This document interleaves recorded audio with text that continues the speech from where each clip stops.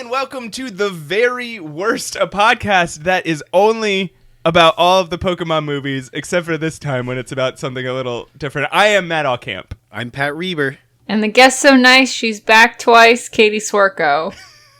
Katie, thanks for coming back. Of course. And you know what I would? You know what I'm gonna make you do? I'm gonna make you tell everybody what we're talking about today and why you subjected your friends Matt and Pat to this horrible thing. So what we watched and what we're going to talk about today is Pokemon Live, the onstage musical. I made my good friends Matt and Pat watch it because I like feeling bad with my friends. And I wanted everyone to know that this exists and that it shouldn't be hidden in the shadows. Yeah, folks, someone had to watch this thing. And if there's anything that I think this podcast is good for, it's watching these products so that you don't have to. Yeah, this is more like a public service that we've done. is watched an entire hour and 40 minutes ish. Live stage Pokemon musical on YouTube. Right. It's often a thankless job, but please feel free to call us at 607-323 7168 7168 and thank us for doing this. Just thank us. Just call. Just say thank you, and then you can hang up. Katie, how did you become aware of this? The existence of this? So I'm a big Broadway fan. Well, I would say I'm a big Broadway person relative to a lot of people, but I'm like medium to big. And Andrew Rannells is a Broadway star. He's a kind of an icon right now. And I watched a couple interviews where he's talked about being in Pokemon Live and how it almost made him quit acting. Whoa. And I was just like, what is this? I have to know what it is. And I watched like the trailer for it, and it's just this, it looks like a mess. And I was just like, I need to actually like sit down and see what this full thing is and see if what he was saying makes sense for himself. That it would be like, this is so bad that I'm going to take this dream that I had, and that dream is dumb now. And no, I'm not going to do it anymore. So, sorry, who is Andrew Rannells? Why do I know that? Andrew Rannells, he, if you've ever listened to the cast recording of Book of Mormon, he's Elder Price. He's the lead. Okay. He's the lead Mormon in Book of Mormon. He's one of the kids in Big Mouth now. He was he was one of the leads in Girls. He's kind of having a big moment right now. He was a Hamilton for a little bit. He was King George. Yeah, he was the King George in Hamilton. Okay. Mm-hmm. Yeah, I know exactly what you're talking about. And was he in this presentation that we watched? Oh, yes. He was James. Oh my God. Yeah. That explains why James was so rad in this. Right? James was awesome. I think this... Okay, there's so much that goes on in this that, like... And none of it's good. There's so much that affects the canon of the Pokemon universe. Like, I'm pretty sure we got confirmation that, like, Professor Oak and Ash's mom are dating. Yeah. I think we got confirmation that James is gay. Right? Did you guys... was it because of the don't ask, don't tell joke? Or was it just his general air? I know I have it in my notes somewhere, but I think there's the don't ask, don't tell joke definitely happens. Oh, he says, you know what he says? He says, don't ask, don't tell. And then he does a sexy dance while like making eye contact with the audience. And I was like, oh, this is him. No, Matt, you don't think that that's James's coming out moment? Yes! I think you're reading too much into this. I don't think this is James' coming out moment. I think this is James is already out and assumes you know. And so he's like winking at you. Like, that's why he's like, don't ask, don't tell. And then he does one of those like body rolls where he rubs along his side with his hand. Honestly, I think that if you are playing a Team Rocket member, if you're playing Jesse or James, or even Meowth and applying a sexuality to him, then you're starting in the wrong place. I think it is just so fluid for all of them that it's. There's a lot of sexual energy radiating off of Jesse and James in this. Absolutely. Yeah. Also, are you like implying that James is like the one gay person who's just like, I love Don't Ask, Don't Tell. Well, I love it. I'm thriving in it. So the only other explanation for why you would do like a sexy body rub while you were saying the words "Don't Ask, Don't Tell" is if you're legit being like homophobic. Like if you're like, "Isn't gay?" You're either saying "Isn't gay funny?" or "I know all about this gay thing." Well, yeah, this was from the year 2000. Yeah. So at the time, so you're saying gay was the peak of funny. Like, just if something was implied to be gay, that was the big funny joke. That's entirely what the series Friends is based on. Oh, that's true. Yeah, so I guess you guys are confirming for me that, okay, this doesn't confirm that James is gay. This confirms that Pokemon is homophobic. Also, that Misty's in love with Ash? Yeah, yes. That was troubling.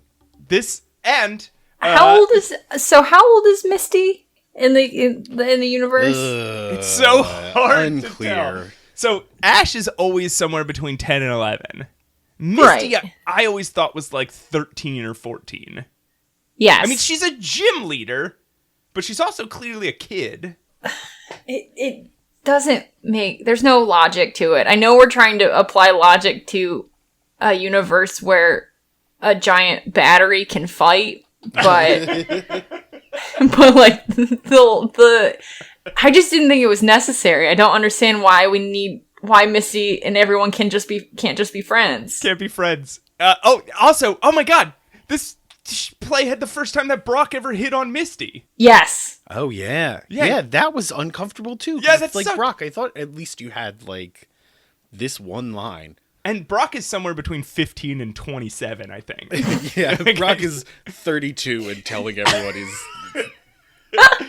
16. Like, okay, it's not weird for somebody who's 30 to date somebody who's 32. It's not weird for somebody who's 25 to date somebody who's 23. I wouldn't even say it's that weird. It's not great, but it's not even that weird for somebody who's 18 to date somebody who's 16, right?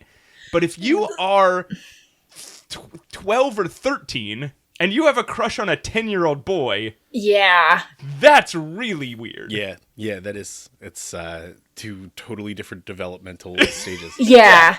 I would even say that like 16 and 18 is like fine, but once you get into that 19 age range, that's when stuff starts getting a little like Right. we're in two different age brackets and developmental stages. Yeah, I would be alarmed if my kid came to me and was like, "Hey, I've got a crush on this 4th grader." And they're in 6th grade. Right. I think in most situations, yeah, but this is Ash Ketchum. Yeah, he's a hero. He's the chosen one. You can't not. He's kissed a Pokemon on its lips. So okay, so the way that I took this movie is that it is immediately after Pokemon the first movie, or not immediately after, but like sometime shortly after. Yeah. Yeah.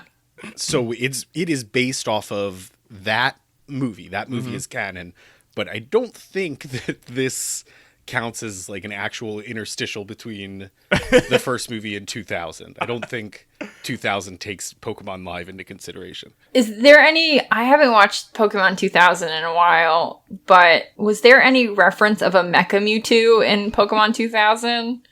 No, there's no reference of a Mecha Mewtwo in literally anything ever. Yeah, so this isn't canon. This isn't a part of the timeline. I also love Pat has often been wondering, is are robots Pokemon? And this is the stage play that dares to say, well, yes, this one is. Absolutely. Only some of them are. I'm only more confused. You know, so I watched a bunch of clips of like the making of after this, and here's some quotes that I wonder if will surprise you guys. Did you watch? You linked it in our chat, Katie. I watched it last night. Yeah. Okay. So here's some quotes for Pat then. Number one, a man says it's for kids, but it's also sophisticated. Sophisticated. It's a show where a cat has a Brooklyn accent and no one questions it. It's not a sophisticated piece of art. Another man says It will appeal to every child. The man who does the rap section, the Dexter rap, says, the music's really good. It's like the hot music from all different types of genres. And then he goes on to say about his rap, it's a really cool song where I name many types of Pokemon. Not even all. I think that he names like some of them. Yeah, some to like most. 70 Pokemon. He also in his rap says the line that they're going to kick your grass. Yeah, because you gotta keep the adults engaged. If there's not at least one ass-kicking joke in a movie, take it from Lion King, no one's gonna be paying attention. That's the sophisticated part they were talking about. Okay, I have two more quotes, and then we'll get the music director was saying we wanted this. Most of it was how they wanted it to appeal to adults as well as children. And the guy who plays Brock says he thinks that the parents will want to buy the CD for themselves after they see the show. The music director says this. He says, I think the adults will enjoy that they're reasonably well-written songs. Wow. Yeah, that is a very apt description. It's good to see that he has some self-awareness. Yeah. My favorite part of watching the making of was watching the people who are involved in this production do the mental gymnastics to try to convince themselves that this is a good thing that's happening. I know. There was an incredibly gravely serious choreographer who kept looking like very seriously into the camera and being like, we need these people. We need these stupid, people. shitty beard. Like, his little thin beard that disappears into his jawline. He kept talking about how serious it was that I need a cast who's determined and disciplined and skilled enough that they can handle anything I throw at them. It's like, that was his... That just sounds like production coding for, like, I need some young, vulnerable kids who I can just treat like shit. Yeah. And pay them nothing. The Pokemon are played by children, right? I don't know. I do not know. Some of them seem shorter than the other people, but then some of them are taller than the people who are near them. There's a scene with an Alakazam where it gets knocked out and a Pokemon trainer has to drag the Alakazam off stage. The Alakazam is like 2 feet taller than this guy, and he's like straining with his back to pull it, and it's like dragging. Oh, it's so upsetting. Okay, here's the last quote that I want to read to you guys from the making of. There's a big long section about Andrew Rannells and the actress who plays Jesse. How great Jesse and James are. And somebody says, all you have to do is say the names Jesse and James to anybody on the production staff, and people fall off their seats laughing.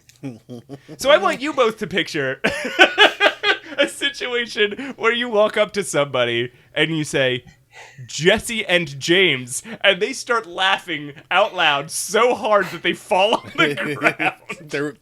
They're already seated when you say it to them.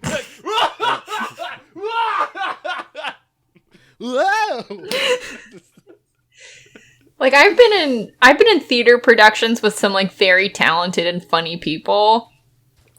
Someone I've been in production with Pat Reber, and that was so funny. But I've never, like, been in a situation where someone would be, like, name their characters, and it would affect me so hard that I'd lose control of my body. I know. Imagine somebody saying, like a role that you saw in a show, like, even something that's really fucking funny, like there have been moments where I've, like, thought to myself about something, and it's made me giggle a little bit. But again, I retained full control over my body. and I just did a quick giggle, and it was done, and it's fine. I hope when people think about this podcast, they do a quick giggle, and then it's fine. Okay, let's talk about... Yeah, all right, let's get into it. I think the talking through the plot of this is going to go really fast because the plot is so thin, but... Oh, yeah, it's like paper. there's still just so much. Yeah, well, let's take our time with it. It's been working out for us recently. Okay. I have a question before we get into actually going beat by beat. Yeah. Is this actually performed live, or is this just an audio track of dialogue and music that they play while these actors run around and go through the motions as if they're doing it? Like the human characters are all singing and speaking live. Yes. Because that's why, like, they in the making of they make such a big deal over the fact that they're not lip syncing anything. Yeah, they're like, normally in children's productions they just lip sync everything, but here at Pokemon Live, is that true though? Is it, or is that something that they're saying because they want to convince you that they are talking live? I'm gonna say this, and it's gonna be mean, but if that was the best recording that they had of that audio, then they fucked up. Then that was a bad choice. It is. Yeah, it is not stellar vocal work. So we watched a VHS copy of somebody just in the back of the room filming this. So you can't see their mouths move, you can't see their eyes. So from what we're seeing, you really can't tell. But it feels so, the audio is so like consistent, and it doesn't, they do a lot of weird motions. Yeah. And the audio doesn't falter when they do that, and it really feels like they were in a studio recording it and then just played it over people just running around on stage. I believe this is like the copy that we watched, I believe, is from the director of the show. Yeah, it has like an official production company tag on it. It's just it's still clearly shot on a VHS camera. I guess I don't believe that they would hire fully trained singers to lip sync to songs every night. And there are some... Oh, that's true. And there are some... because we know Andrew... We know a lot of, like, Broadway talent is in this movie. The show. Also, there are some live moments. Yeah. We presume this is happening in Milwaukee because they say Milwaukee a lot, unless they just say that to every town.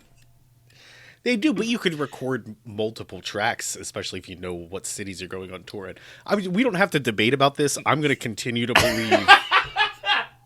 And they interview children at one point. Okay, let's get into the thing. Okay, so it starts with this like Backstreet Boys-esque song called Pokemon World. Guys, here's the thing. Should I edit these songs into this podcast? I would some of them, not all of them. Not all of them. There's no point to some of them.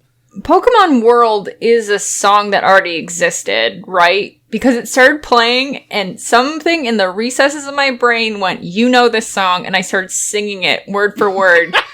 and Rob looked at me from across the room and went, do you know this song? And I went, I guess. So you wanna be a master of Pokemon? Do you have the skills to be number one? I wanna take the ultimate step, find the courage to be bold, to risk it all and not forget the lessons that I hold.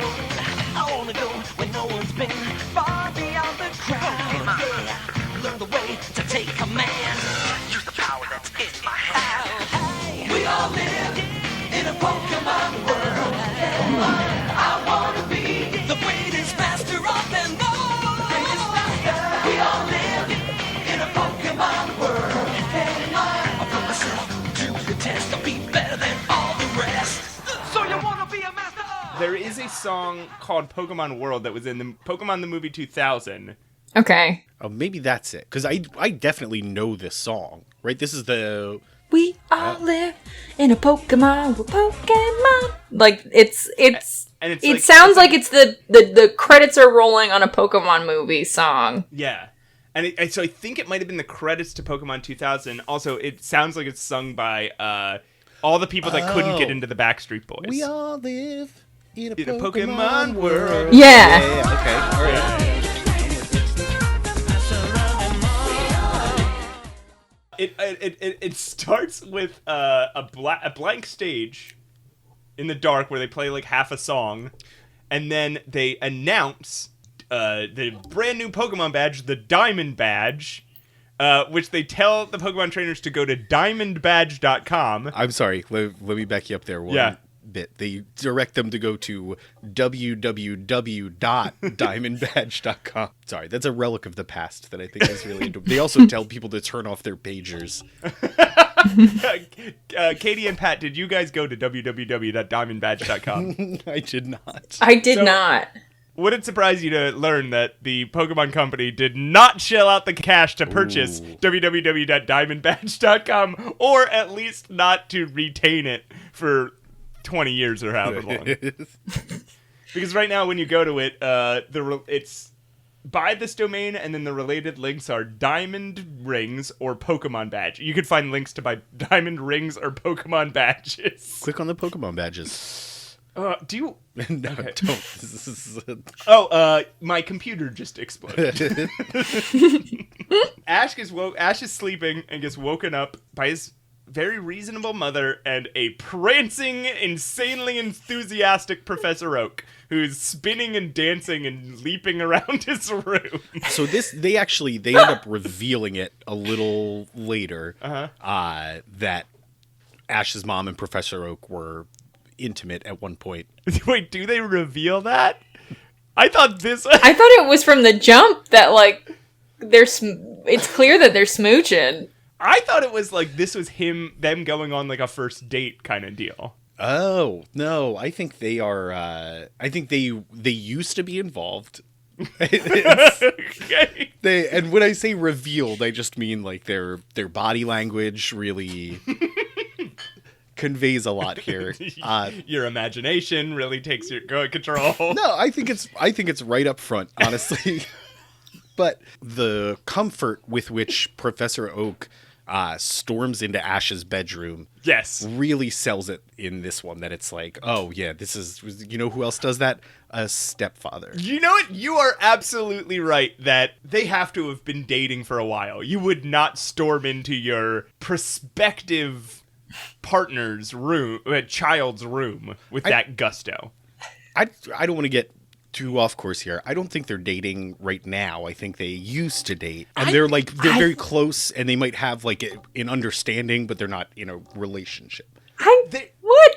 There's a section here where the mom is like, oh, I see what this is about. You're taking, like, she's basically like, oh, you're trying to take me on a date. And he's like, what? No, I would just wanted to take you to a lecture. Do we have three different, okay. I think it's newly dating. Newly dating. Pat, you think that they used to date and now they're friends? A long storied past and a flame that has gotten smaller but now seems to be catching. I think I had two different thought processes. Like, I think I thought something and then forgot it and then thought something else. So earlier I said that I thought they were on a first date. That's what I thought initially, but there was a point in this where I thought, like, they've been dating for a little bit now. And you're right about, like, you wouldn't just barge into your... I wouldn't barge into any kid's room. Yeah, and just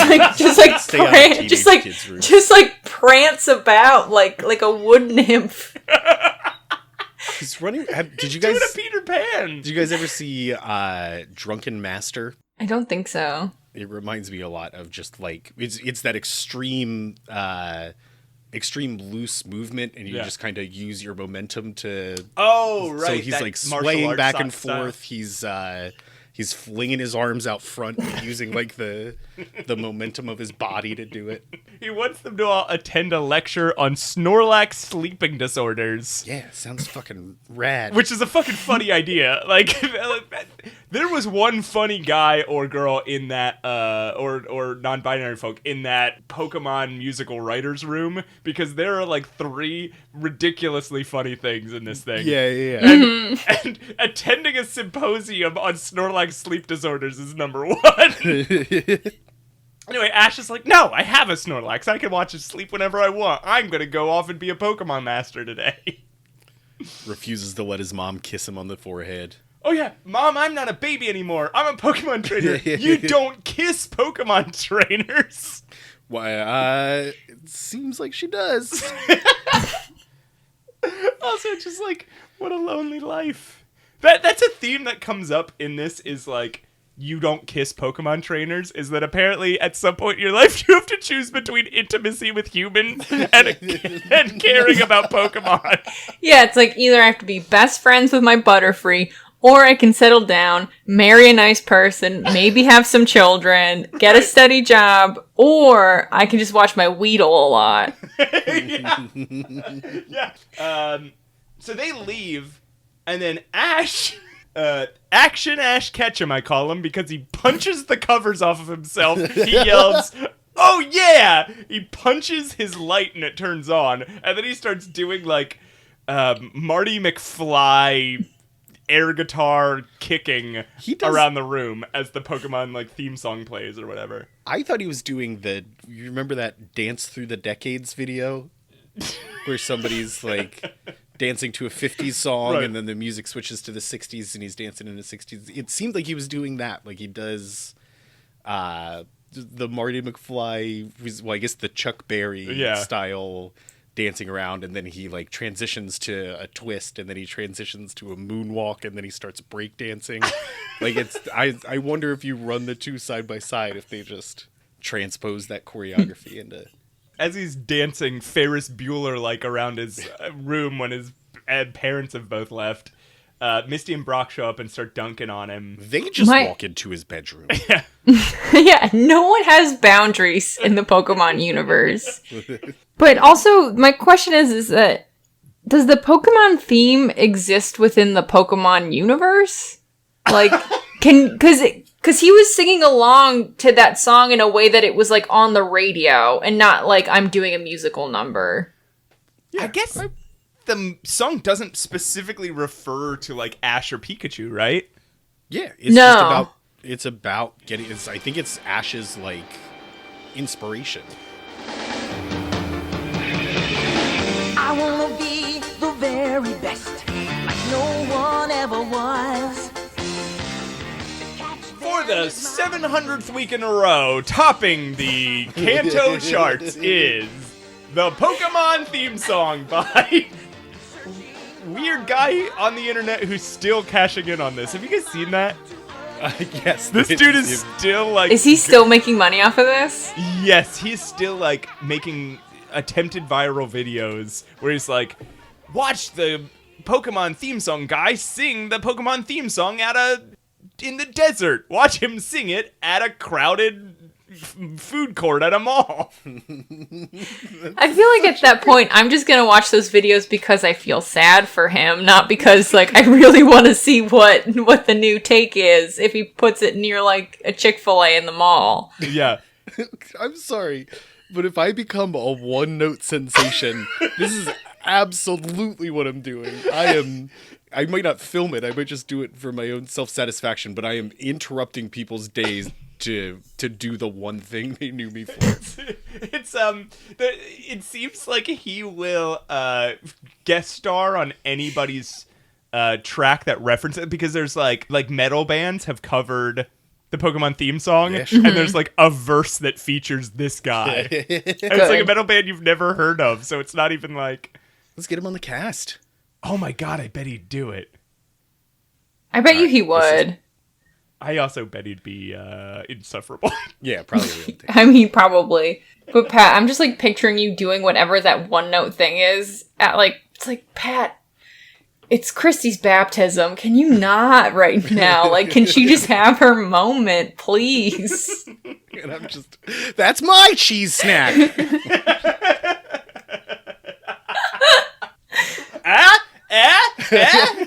You're turning around to the congregation. Everyone's crying. Can I take us back a bit again? Yeah, there's something else about this place structurally that's just driving me nuts that I forgot to mention earlier. Yeah. Is this taking place inside Bart Simpson's head? It's a completely like black stage. Like there's like a black backdrop, and the front is like a neon spiky. The framing, the framing of the stage is two straight vertical lines, and then it just goes into spikes. It looks like the top half of Bart Simpson's head. Well, yeah, it's a Pokemon explosion. It's an explosion. What happens when there's so many Pokemon? I kind of thought Brock has a solo song in this thing, and that was the one time I was like, oh, maybe it's supposed to be Brock's hair. Brock, I can't believe. It's also speaking of the stage, if you watching the making of on the sides, we couldn't see them because of where the camera was positioned, but the stage, Bart Simpson's head is framed by 2 Game Boys. Or it's either Pokedexes or Game Boys, and they play, like, clips from the TV show.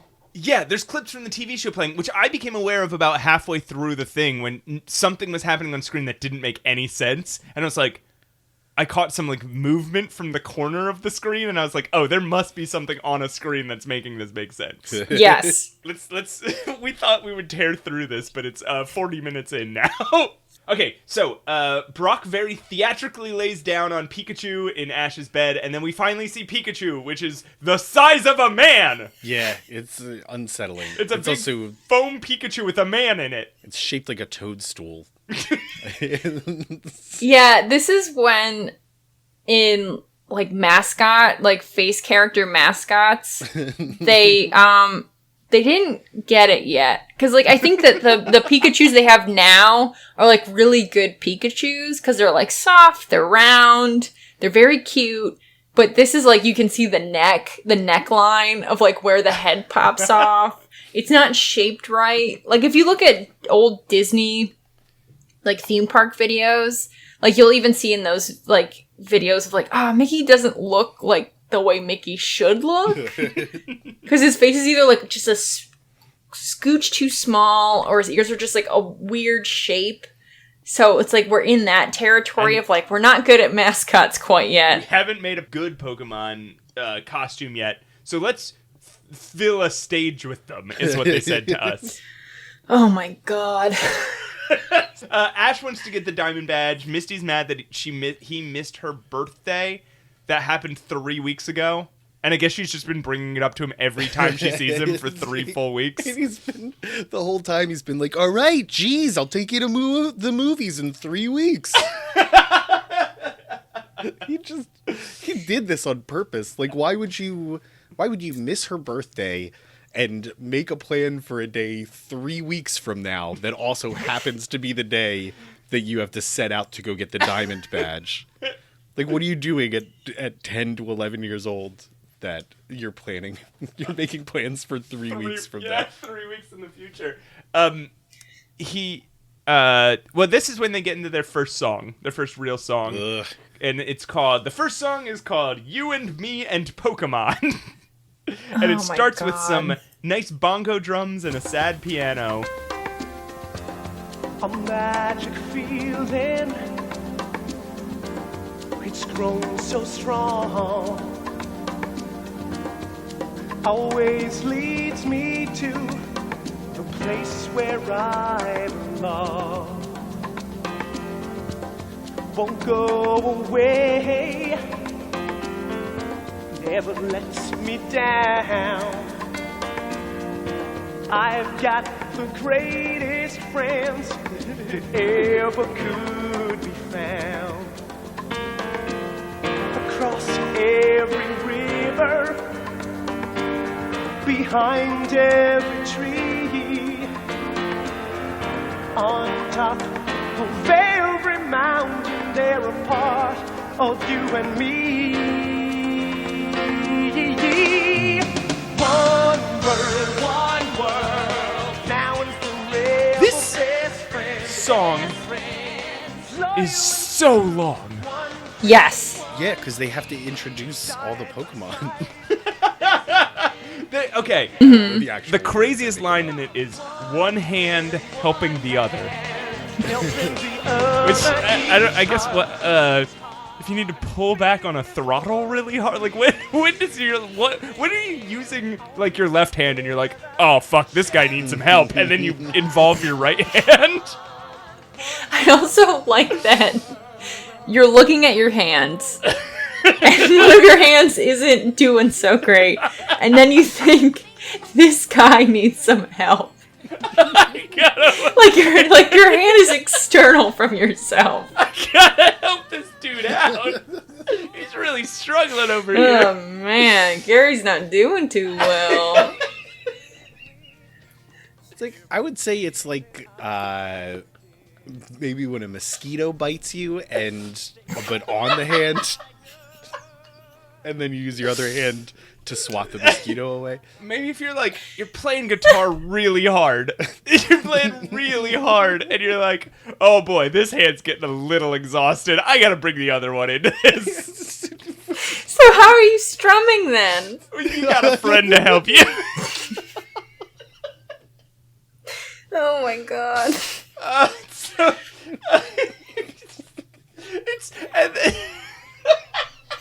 How do you guys play guitar?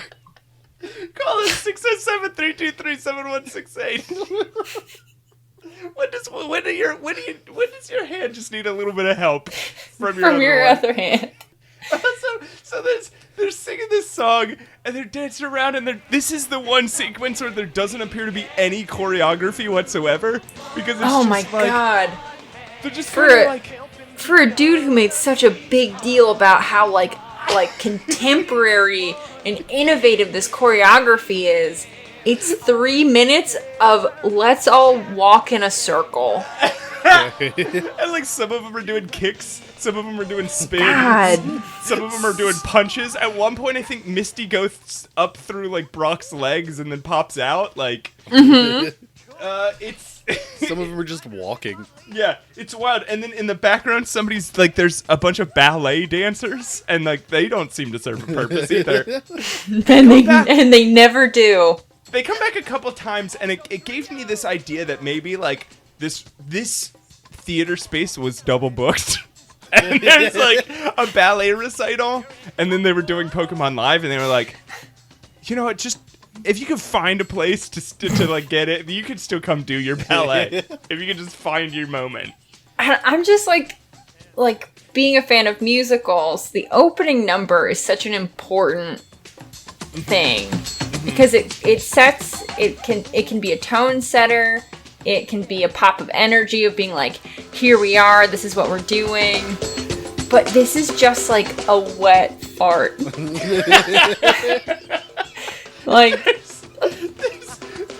It's the triumphant reveal of all their awesome Pokemon puppets or whatever, and all they are statues of Pokemon that a person walks out, wheels out, two statues at a time, one on either hand, spins them around, and then walks them to the other side of the stage. They're not good ones either. They're the weird. No. It's Hitmonchan and Golda. They start announcing them. Who cares? And at some point, there's a long instrumental break while they're just bringing Pokemon out and spinning them around. Oh my god. And there doesn't so not only does there not appear to be choreography for this part, because they're just kind of treading water dance wise. Mm-hmm. Like you're at a school dance and all your one of everyone's favorite song comes on, but you don't know how to dance, so you're just kind of showing enthusiasm with your body. That's what's happening with all the gang on stage. But then they just start saying shit they're at one point the guy who plays Ash goes this is how we do it. Yes. The beat of this. And somebody laughs at him for doing it. Yeah. And So, the Lion King on Broadway, I know they had a much bigger budget, but this came out 3 years after Lion King premiered on stage, where they use a lot of puppetry and a lot of, we're gonna kind of manipulate height and stuff to give you the illusion that these are animals. Right. And instead of doing something innovative like that, they found a bunch of, statues from the Nintendo store, and they glued them to blocks of wood. There's one of my notes is, I guess there's nothing more exciting about Pokemon except how still they all are and how they're just not moving. That's a thing throughout the whole thing, because there's some Pokemon characters like Meowth and Pikachu which come up, but they're so stiff. Yeah. They mostly just like turn left and right and move their arms. Yeah, somebody said to all of them that they have two modes. They have arms by their sides and head bobbing up and down, or arms on their heads and shaking their head back and forth like they're in crisis. Yeah. There's the number of times that Meowth just put his hands on his head and shook his head back and forth going, "Knuckleheads!" It's unreal. There's also the between arms at sides and hands on head. It's hands outstretched, like you're about to like you're doing a final pose of a musical number, or which can turn into the I'm gonna flick my wrist forward and be like the forget you hands. Right. Like I'm frustrated with you. Forget you hands. and that's it. This was an era before dabbing too. Like if thank this God. was done today, it would have been all dabs all the time. Yeah, I'm really glad that this happened when it did. So that's the musical number. Cut to Team Rocket. Yes, yo. God. If this were Team Rocket the musical, this show would have been tight as hell. This would have been cool. Yeah. Immediately, Team Rocket comes on stage and it's like, oh, fucking, this is great. This is good. All right, I can watch this. And the kids love Meowth. They like the audience has been dead up to this point. There's some jokes, there's some physical comedy, there's a whole song. The audience is just sitting there staring, and some of them have like lightsabers or something because they're randomly waving around when they get bored. Exactly. But then Meowth comes out and is just like, "Hey!" And the kids are like, "Oh, yeah!" So at this point, I was wondering, is this in front of an audience, or was this like a rehearsal that they filmed so that they could get like good audio or whatever? I'm going to say that it was in front of a live audience. Yeah, this is when it was like, oh, it's a live audience because they fucking loved. So Team Rocket come out and they just start dunking on the audience. They're like, hey, Milwaukee. They like break the fourth wall. They're like, oh, you know what? New York was a better crowd. They gave us a louder cheer. I bet you guys can't beat New York. And then like, you know, they're like, what's our name? And the crowd's like, Team Rocket. And they're like, oh, that was awful. What are you, a bunch of little babies? Yeah, they really... Yeah, I mean, they're doing a good job of antagonizing these kids, I think. It's awesome. They're getting the audience all riled up, and they do a weird thing here. Okay, so they're very much like Team Rocket, only a little more sexual, right? There's a lot of hip moving and body rubbing. They're a lot more like into each other than I'm used to, too. They're bickering a lot. They're either like screaming at each other or like touching each other. And they do a thing where they're screaming in the middle of their sentences.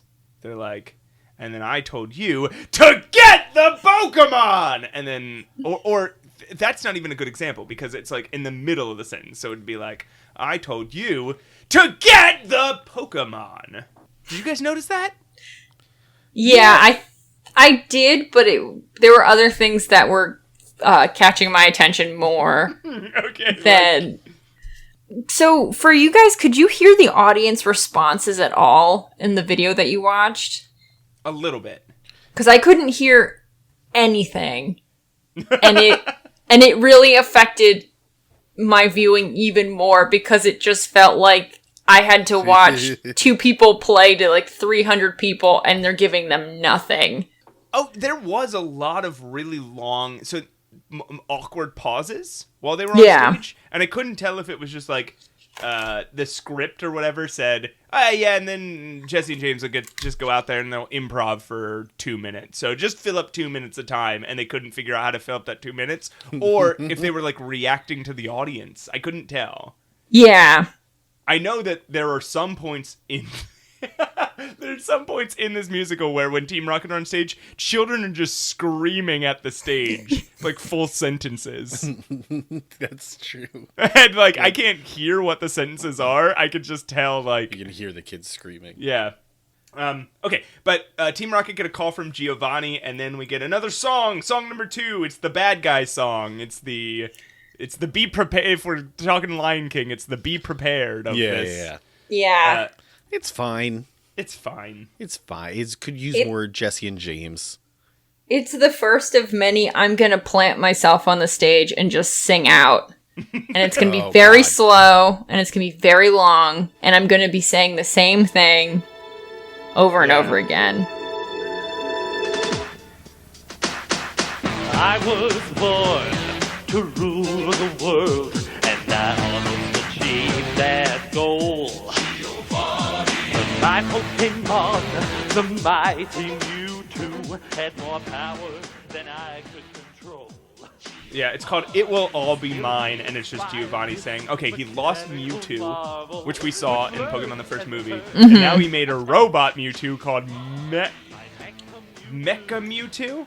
Yes. Mewtwo. Mecha Mewtwo, That's what which can learn every Pokemon attack, and then he calls Team Rocket out onto stage, and he asks them to catch Ash's Pikachu, because he needs to learn some of Ash's Pikachu's moves, which is like, why? Why do you need that guy?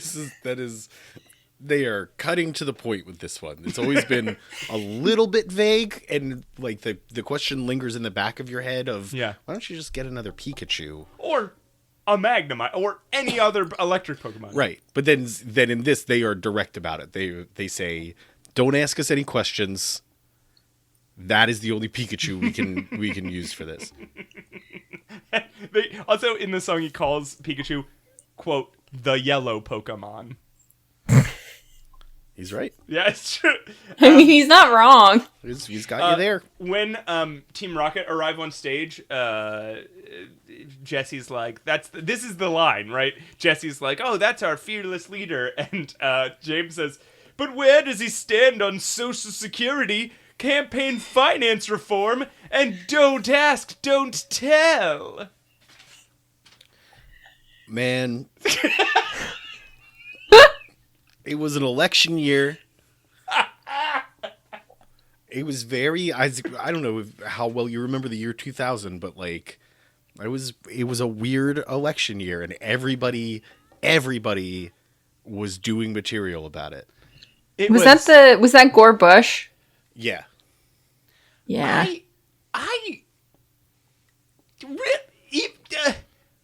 This is a kid's mute. Like, what a weird. Everybody. So. Dude, it's just like, oh, we just have to. We have to put in a line about campaign finance reform, because this was also the beginning of super PACs, right? Or was that more like 2004? No, I think that was a little later. Yeah, okay. Don't quote me on this, but I don't think that was the year that was. I remember the big things, like even as a kid, like they made fun of like Al Gore for claiming that he invented the internet. Was that then? Oh yes. Yeah, that was 2000. That was 2000. Yeah. There's the whole like lockbox and strategery thing. You remember everybody was saying it, like you just walk down the street and they'd be like lockbox. It was like and people were falling off their seats laughing. Yeah, they were popping out of their seats. I will say this, my dad would say strategery to himself and giggle sometimes. It was very funny. That election was everything. It took over the media, and like kids programs were all mentioning a presidential election. I remember the second Clinton election being portrayed on all that, and falling in love with the character of Ross Perot as played by Amanda Bynes. Oh, yeah. I love that for you. Okay, so right after this song, a Pokemon trainer shows up to challenge Giovanni. Oh my god, these are so good. This is my favorite part of the show. Yeah, okay, so in the perfect rule of threes, 3 different Pokemon trainers bring their Pokemons out to battle Mecha Mewtwo for the Diamond Badge. Do they know it's Mecha Mewtwo, or they just know that that's where the Diamond Badge is and they want to win the Diamond Badge? Yes, and then they don't know it's Mecha Mewtwo until he's like, I choose Mecha Mewtwo, which he says too many times. All these trainers are really psyched about, like, oh, I'm going to choose my Pokemon first. Like, how is that an advantage? Every time he's just like, oh, well, I'm going to pick the better one that I have. Yeah, it's like, oh, it's like, I choose Charmeleon. It's like, oh, cool. I'm going to pick my Blastoise and just body slam your Pokemon. So the first kid comes out and he's got an Alakazam. And that Alakazam has 2 normal human-sized spoons in his hand. They went to the theater snack room. Yeah, they're like, oh, fuck, we forgot his spoons. God, just give him the spoons. Give him the spoons from craft services. He'll be fine. Well, this was probably the source of Andrew Reynolds. It's like he was eating a pudding, and somebody ran back and stole his spoons, and it's like, I'm gonna quit acting. This is Boise all over again. Yeah, he's just in the background, just screaming like, "Always check your props." And so obviously, Alakazam is completely blown out of the water by this giant robot Mewtwo. Yeah. And It doesn't look like a Mewtwo at all. It just looks like a big, like, I don't even fucking know, like, pile of Power Rangers toys. It looks like one of those machines that Dr. Robotnik is in. Yes. And it can barely move its arms. And every time it makes an attack, I think it's like fireworks shoot out so that it shows you that it's doing anything. I fucking loved that, to be honest. I loved the attack effects. So many pyrotechnics. And they're doing it in like just theaters that can't be equipped for that sort of thing. They had to bring them with them. And there were like, for like psychic attacks, there was like weird light effects. Yeah. And like when it was like a plant attack, they would like actually shoot like gas out or whatever. Like, oh fuck, I loved it.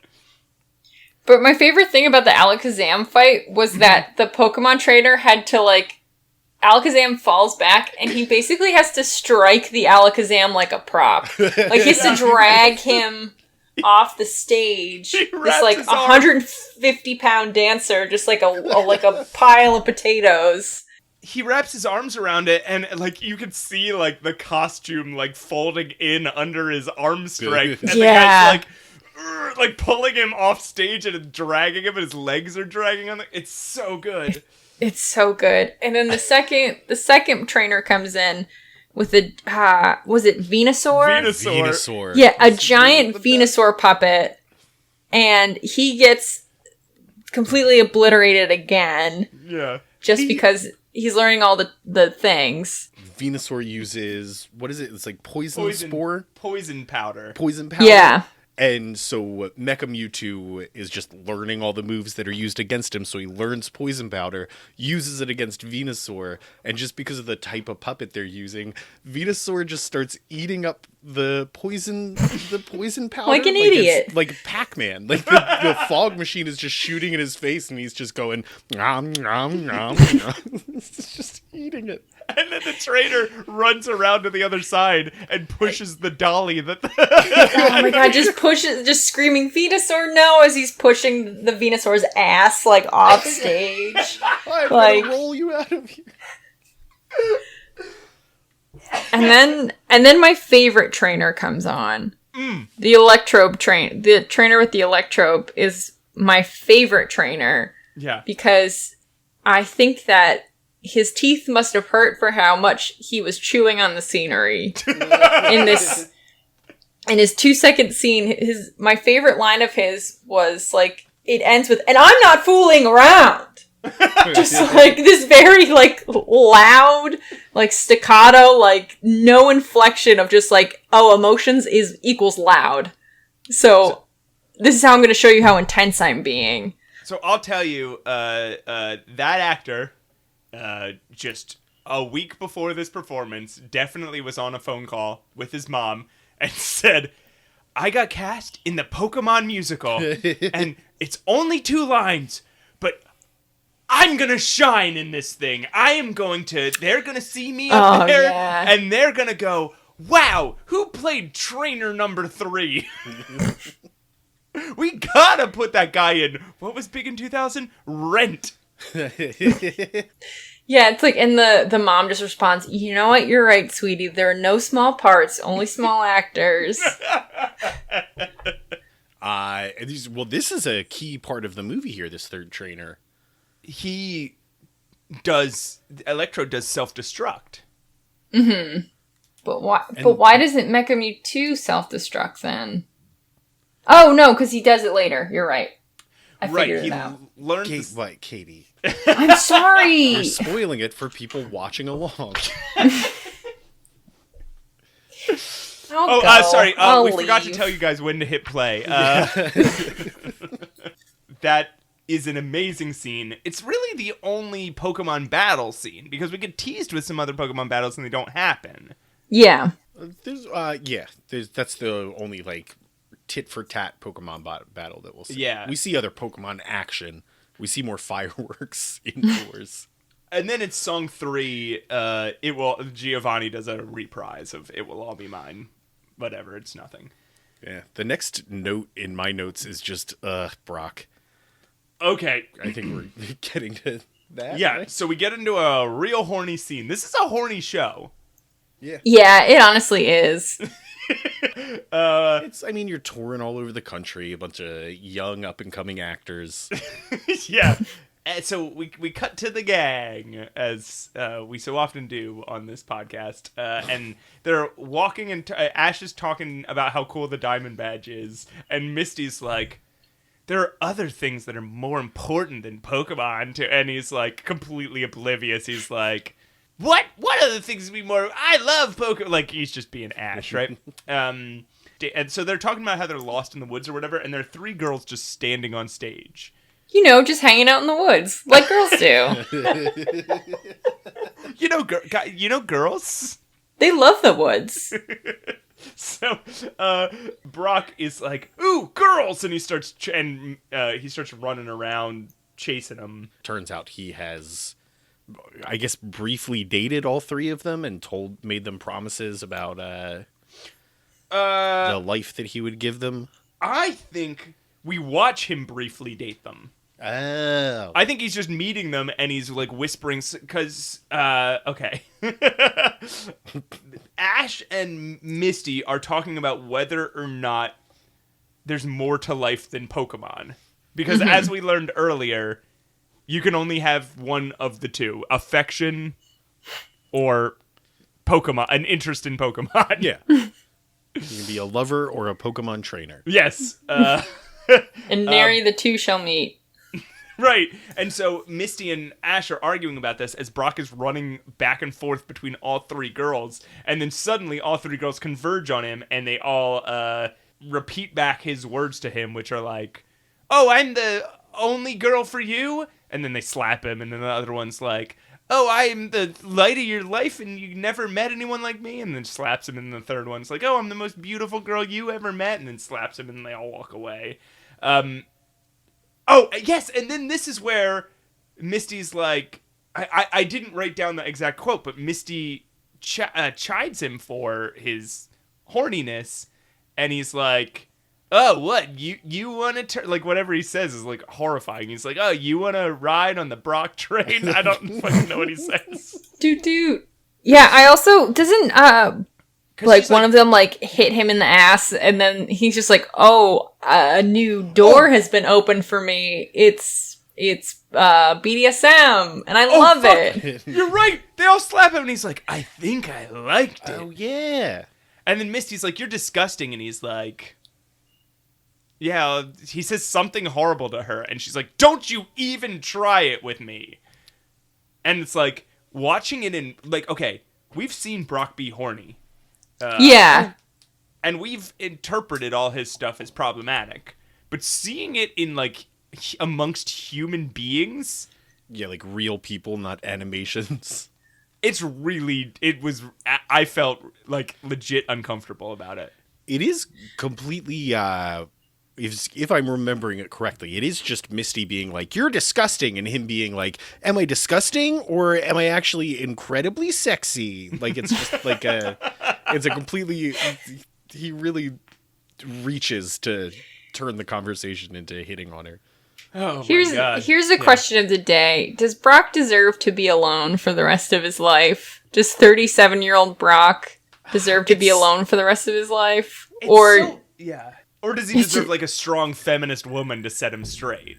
I don't want that woman to do the work. That work. That's true. Yeah, so if you want to know what kind of future I envision for Brock, Right. I do.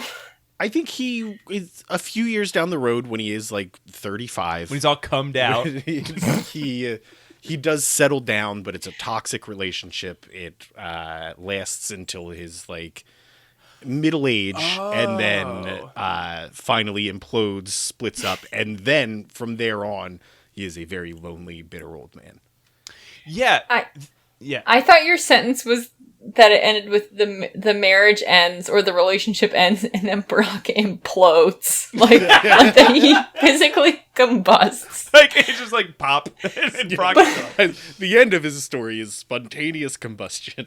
That is... Like, I realized that what you meant was that the relationship implodes, not that he just is full of gas and just pops. That's actually like a fucking insanely insightful read on it. There is such this like that is the trend of like problematically womanizing characters. Right? Yeah, like there's a thing about being slutty, and it's like that's fine, but there is another thing that's being like a problematic womanizer, or I guess you could probably switch the genders on that too and have the same issue. But like, and there is a thing where it's like you end up because you think the entire time you're looking for a life partner, but you don't know how to respect people of the gender that you're interested in. So you end up eventually in a long-term relationship, and you end up treating that person awfully, and they end up eventually figuring that out. And unless you're like a straight-up abuser, which I don't think Brock is. I don't think he's straight-up abusive. Yeah. He's just like problematic. So he's... Yeah. So at some point, like, he's not going to trap somebody in a abusive relationship. He's just going to have an incredibly problematic relationship that's going to crash and burn, and then he's going to hate himself for the rest of his life. Yeah, I honestly think it's either that he gets into a relationship that eventually implodes, or he just lives his life kind of burning through people, where he gets really intense feelings for someone, he catches feelings, and then while in that relationship, like, I would say, the part of the relationship when you move in together, he catches feelings for someone else, and he's just bopping to all these people and just kind of leaving all of these people in his wake. Right. Because there's a point later where he sings a whole song about basically what I interpreted as Brock is like this polyamorous dude who doesn't. And there's nothing wrong with that. Yeah, no, but he doesn't realize how to do it ethically, or that it's a lifestyle that he could pursue. So yeah, I bet that's exactly it. He ends up moving in with somebody, catching feelings for somebody else, not knowing how to manage that ethically, and then just fucking up so hard. Yeah, he can't escape the fantasy, right? Like that's yeah, he's obsessed with the idea of people, not the actual people. Exactly. Oh God, you guys are so right, and it's like cutting Matt from 10 years ago to his core. Did you ever see High Fidelity or read the book? Yeah, it's that type, like before John Cusack learns his lesson, where he's just like, he eventually falls into one very serious long-term relationship, but he still can't get past the idea of like, just with every woman that he meets is his dream woman, right, in his head. So he fights it off for a while, but then eventually just can't stop. Yeah, it's the idea of the manic pixie dream girl, where these women come into your life and are so magical and ethereal, and they teach you about how interesting you actually are instead of just like a boring piece of bread. Yep. Right. And then you basically use them up, to be blunt, and not in like a abusive way, but in the sense of like the relationship can only go so far because you don't need her anymore because you're interesting now. So then you might find the next woman, and then you become more interesting. Like which is like a big trope at this point in time during the 2000s. You're like you're trying to pull something out of your partners rather than trying to merge like any sort of life or feelings with those partners. Yeah. It's like human tourism. Yeah. In a right? way. Like, it's like, yeah. I'm sorry. I just remembered we're talking about Brock. From Pokemon! Yeah, this did get like a very interesting and like deep dive into like a character, and then you remember it's Brock. It's Brock. Yeah. You know what season 2 should be is just character studies. I mean, through the films. We're about to rewatch all the movies. It's just gonna be us getting overly intellectual about every fucking.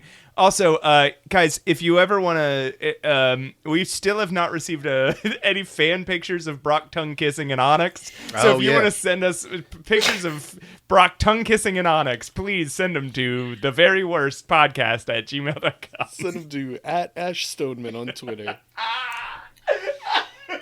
She will block you, but she's not on the podcast anymore, so it's fine. Brock dies fairly young too, right? I mean, probably like in his 50s, maybe early 60s. Because he gets either into alcohol or like it's rather just like he's not taking care of himself. Yeah, so he has a heart issue. Yeah, I honestly, it's either one of those things where it's like it's him not taking care of himself, and it's like, oh man, that it was a shame to watch him kind of go out like that, or it's something fucking stupid. Like he was in a shark cage and he decided to get out of the shark cage and then he got eaten. Like, tongue kissed the wrong Onyx. Well, the other thing, I did want to mention one more because again, it'll come up later a little bit, but so we're gonna have to get into it at some point.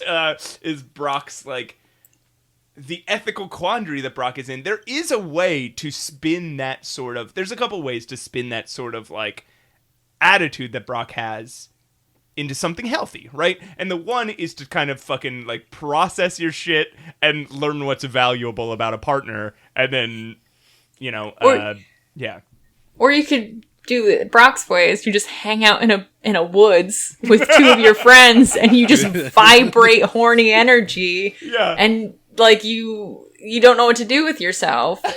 But the other healthy way is to realize that you get some sort of energy from dating, right? And then again, like I said, like practice an ethical style of non-monogamy, right? Right. Or even wrong with being a perma bachelor, or even semi-monogamy. Like if you want a permanent partner, but then like you have like a semi-monogamous relationship or whatever. Like there's ways to do it, but I do not think Brock has enough. And this is what I hope for Brock, is that he figures this out at some point. But I do not think he has enough self-awareness to discover this about himself, or enough like enlightenment to discover this about the world. Like these are options. He's also, I mean, he's like a 30-year-old posing as a 16-year-old, so it might be too late for Brock. Welcome to our first episode of Hopes and Prayers for Brock, where we sit and talk about the Pokemon character Brock. So the next song, this is when the next song happens, and it's My Best Friends. And it's because, so yeah, like Brock is being a shithead, and Misty's trying to call him out for it, and Ash is like, I love this. And Misty's like, why are you laughing? And he's like, I just love you guys so much. Yeah. And then you can skip this song. Like yeah, this one, it's just about how he loves his friends. There's a big chunky human-sized Pikachu dancing by himself on one side of the stage. Oh my god. Yeah, the weird thing about this is they send the entire human cast off to stage right. And they are all just packed over there, like doing Napoleon Dynamite level choreography, like punching, kicking, posing. Misty does a cartwheel at one point, but all confined to this third of the stage, and they're all the ones singing too. They're singing the song. Pikachu has no words, but he is dead center stage doing the best doing dance a little you can kickball do change. in a costume. Yeah. You and me till the end. I will be with you. We will go where our dreams come true. All the times that we have been through, you will always be my best friend. I My note during this song was, I would be so mad at my kid if they convinced me to take them to this. Yeah, this is definitely the point where it's like, what the fuck? What the fuck? What the fuck? I Yeah. don't think I've revealed that I feel like I would have had a good time at this. I feel like, let's say I was 24 years old, right? And I got real ripped and went to the theater to see a live Pokemon event. I would come out of this show and be like, that was fucking wild. I would have told everybody about it. This song is also about how they will never part. Like, they'll be together forever. They'll hang out and be friends forever. Which is, like, in a show that's, like, geared towards kids, it's a very, like, I'm 8 feeling. Right. You know? Like, you feel, like, when I was 8, I bet I had this feeling of, like, the friends I have now are the friends that I'm going to have for the rest of my life. Oh, my God. So I had I'll get back to this. So what I was going to say is, like, we're here in the future, and we know that in, like, 5 movies, Brock and Misty disappear forever. Yeah. So that was a weird bit of context. But also, I remember always having a dread about this when I was a kid, always knowing that your adult life is very different from your child life. Like, remembering that my dad isn't friends with people he knew in elementary school, right? Oh, Matt, that's such big feelings for a small kid. So I remember feeling fear about this as a child, like, oh no, these people are going to go away at some point. And I remember expressing it to people in my teenage years, is very specifically, like, knowing that punk music becomes less of a huge part of your life when you're an adult than when you're a teen. And I remember expressing to my friends, like, you guys are all going to get out of punk music one day, and I'm going to be all alone in this. And of course, I would eventually, like, fall out of that subculture, right? But I thought, I'm going to be in this forever, and you guys are going to all leave me behind. And, like... I feel like this is swinging back to the beginning of this podcast. Yeah. When we were doing, like, Pat's one-hit wonder bit. This is the sad version of that. Where, like, I'm picturing you doing this, like, you going on this, like, very sincere, but very emotional and very, like, sad, like, monologue about how you guys are my best friends and we might fall out, and that's really sad. Yeah. Like, as someone's mom is, like, putting the birthday cake, like, in front of her. They're like, way Matt. too young to be having that sort of discussion. Yeah, like, you guys are all gonna be sick of Ninja Turtles. Happy birthday. Like, as someone's like, oh, but what a big thought. That is such a big worry to have for, like, that age. Yo, you have no idea. I used to... Okay, hold on. Tell me if you guys felt this, because I think I got a little bit of this energy from Toby at one point, my son. Did you guys ever have that fear when you were a kid that, like, oh, what if my parents aren't my parents? What if my parents are, like, aliens or robots or something that have replaced my parents, and my parents are gone? No, I never had that feeling, but I always had the thing that would make me really sad was, like, if I would think about, like, past, like this idea of, like, past lives or future lives. Oh my God! And I was like, what if most of them were bad? What if this is the best life that I'll ever have, and all of them are bad? Like, that's where my head was at as a kid. Oh, no. I thought you were going to say, what if I've forgotten all the parents that I loved before? Oh, my God, and all the friends I had before. That's what used to happen to me as a kid, where I was like, what if there's past lives, and I've forgotten everybody? My other thought was, what if I'm in heaven, and I never, like I guess I didn't know what the afterlife would be? Oh, my God. And I was like... I was like, what if I go to heaven and, like, my parents went to hell or something and I was all alone? Or what if I had a new life? Like, what if you reincarnate and I have new parents and I forget about my old parents? Oh, no, these are big thoughts and big feelings. Now I'm thinking about all this stuff. I'm going to take the most contemplative shower later, just, like... Like, the water's, like, barely running, and I'm just standing there being like, what if I... No. Oh, no. When I was when I was a kid, when I was like probably 8 or 9 and getting into comic books, and I learned about alternate timelines, and it was like the first time I was able to kind of wrap my head around the idea of multiple timelines, or even just like me in time being separate from me 10 seconds ago. And I had this little 8-year-old identity crisis about like, that means that I'm not the only me, that I'm that like there's other me's in other timelines. I thought I was the only one, and like I started freaking out and was in tears, and my dad just found me like that. And I can't imagine how that feels to be a parent, to be like, oh my God, why are you crying? Is everything all right? And just to be like, there's so many timelines and so many versions of me. How do you just...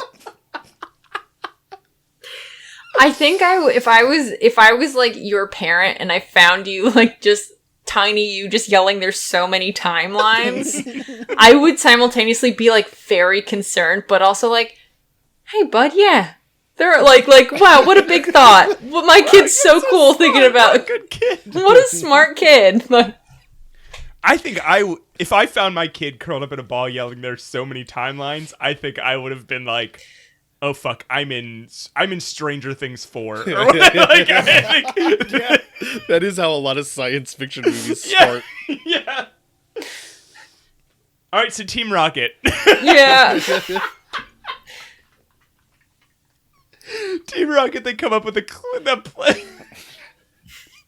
Here's the transition. Hey, Team Rocket come up with a plan to catch Pikachu in a hole. That's where we're moving from the discussion we just had back into Pokemon. Team Rocket are planning to catch Pikachu in a hole. Yeah, it seems like a fine plan. Yeah, it's kind of your classic like cartoon henchman plan. It's not very well thought out. It's very simple, but somehow Pikachu will end up in that hole. It's a little wily coyote, but it's but it works. They work it out. No, it doesn't work. It fails. Well, no, remember, they get themselves trapped in the hole eventually. Okay, you're jumping ahead again. Well, I mean, there's I'm nothing just saying, that happens like, between then on and now. the surface, when you're looking at them describe this trap, you're like, oh yeah, I guess that works. Yeah. That's a trap. Even Meowth says that. He's like, this seems like the first good idea you knuckleheads have ever had. And then he did the head shake, put his hands on his heads, and then he did the get out of here wrist flick. And then our gang... there's no point in discussing the scene. It's nothing. It doesn't happen, and then Team Rocket come out and they... This whole show is nothing. And then, Pat, what happens next? Do you mean what happens at 31 minutes and 47 seconds? Hold on. I don't know if you'll be able to hear this, Katie, but it's time. The first appearance of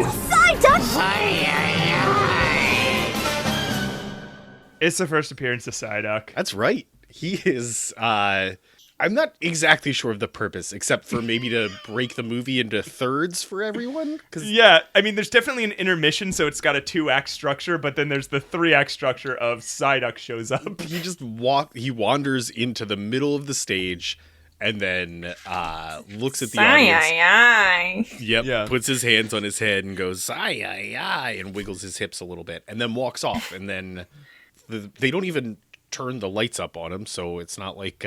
No, he has a spotlight. Yeah. And then they pull the lights back up, and then we're starting the middle of the play.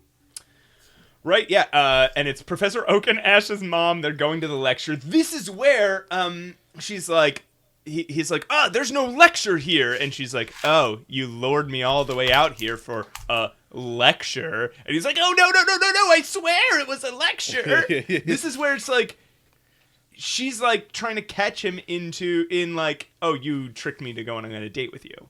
Yeah. Which has a lot of first date energy. Or has a lot of we used to date, but we don't anymore energy. Yeah. Then what's the bursting into your son's room energy? I just don't think anyone in this universe has boundaries. Yeah.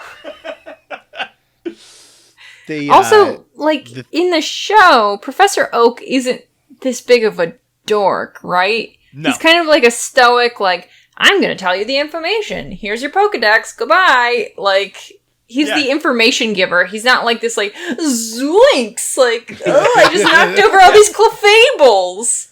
Yeah, this is not a good Professor Oak, honestly. No. A little too, like, squeaky, a little too squiggly. Rascally, I'd say. Yeah. A little scamp. But Ash starts talking about how she has a lot of anxiety about Ash. She finally, for once, says that she is upset about the fact that Ash, a 10-year-old boy, is traveling the whole world all by himself. And Oak is like, no, actually, it's good that he's doing this. Yeah, what are you talking about? And then it's song 5, Everything Changes, with Professor Oak and Delia Ketchum. And it's like a soft rock fucking techno song? Yeah, it's like a 90s, Yeah. it's like a 90s soft rock ballad. Anything you think of with a name. There isn't anything in life that ever stays the same. Everything changes. And it's about how Pokemon evolve into other Pokemon, but also how humans evolve into the other parts of their life. It's a terrible song. It's a bad metaphor. And It's they a bad just- song. Yeah. At one point, Ash's mom sings the line, "They're changing all the time. They're messing with my mind." It's like, what? Playing with my mind. I mean, humans are pretty much programmed to watch each other change and grow. Like, to be like, oh, I don't know what's happening. Like, I could understand if messing with, like, you're changing all the time, you're messing with my mind, if it was like a Digimon experience, where like Ash is a baby, and then all of a sudden he's a 40-year-old adult, and now he's 10, and now he's 13. Like, if you could, like, switch your age, like, that would make sense, but humans naturally age, and she's old enough to understand that. Yeah, he's just gradually growing up like a human does. I also love that in this show, they're like a show that is geared for kids, kids who are probably on the cusp of starting like the early stages of puberty, like that 9, 10, like the first stages, like you're getting a little taller, you're starting to smell bad, like all that stuff in the show, where it's just like, you can't escape puberty. You cannot escape it. You will grow up and enjoy this movie about animals that fight each other, but you will become an adult, whether you like it or not. You have to sit there and think about that. This show is designed for puberty, right? Because it is like, it's not only is it really fucking horny, it's also like this whole thing is like implanting this fear of alienation from your parents into your head. Yeah. Like, as you grow up, also, you will be alienated from your parents. And, like, growing up means that, like, again, swinging back to that, like, your friendships change, and you might not have your friends anymore. It's, like, a very big feeling to have in a show that is so nothing. I know! And while they're singing this song, there's also, again, wild ballet happening backstage. Or on the back of the stage. Not backstage. I don't know. Maybe it's happening backstage too. But it's happening on the stage, but in the back behind everybody. When in the history of the Pokemon universe have we ever been told to care about parents? Like, when have we ever been told to care about Ash's mom? There's one more problem with this whole scene here. Yeah. This song is like 9 minutes long. Oh, it's so long. And then it's followed by a reprise of the exact same song, like 10 seconds later, when Giovanni shows up. And this is where you find out, like, they imply that Ash's mom and Giovanni used to date, which does become a plot point. And then he kidnaps them and throws them in a helicopter. And then Giovanni sings the same song, but, like, about, I don't know, being evil or whatever. Take them to the helicopter. Everything changes. Changing all the time, playing with your mind, modified or rearranged. Everything has got to change. Yeah, how he's gonna change the world. Yeah. You know what really sucks about this? Oh, Pat, what really sucks about this? Wait, well, why can't you just say that like a normal person? Because I just can't imagine, of all things, which one you're going to choose. We don't get to see any of this Snorlax conference. It was a fake. It seemed cool, and I was like, oh, maybe they'll put a Snorlax on stage, and it'll either be like impressively large, or it'll be hilarious because how do you put a human in a Snorlax costume? And also, I would like to know more about Snorlaxes and their sleeping habits and stuff like that. You could really learn something. Well, much like Delia Ketchum, we are let down as we don't get a Snorlax conference. Much like Delia Ketchum, we are screwed by Giovanni. There's a lot in this movie about Delia not being sure if she should tell Ash about her sexual history. It's also for parents. This is how it's sophisticated. There's just like one dad like white knuckling like the armrests at the theater being like, I don't know, should I tell him? Should I tell him that I did this sin before marriage? Like, so like Carl. Ash and Brock and Misty, they're still lost in the woods. A trainer comes out who is I'm assuming deaf and mute. Yeah, deaf or hard of hearing. Ash is immediately mad about it. Yeah. It's like, why aren't you talking to me? I was like, oh, you can't talk? And even when he figures it out, he's being a real asshole about it. He's like, oh, you want me to do sign language? That doesn't make you special. And then Brock is like, I know sign language. I guess you'll have to rely on old Brock here. And it's like, this is a plot point? Yeah, my question was like, from like an inclusivity standpoint, it doesn't feel like it's enough. Like to have a trainer just come on and like do basically, honestly, with that person's back turned to the audience. Like you couldn't really see what he was signing. Can't tell you if it was accurate sign language because I'm not fluent in it, but I just don't know. Idea. Yeah. I don't know what this adds.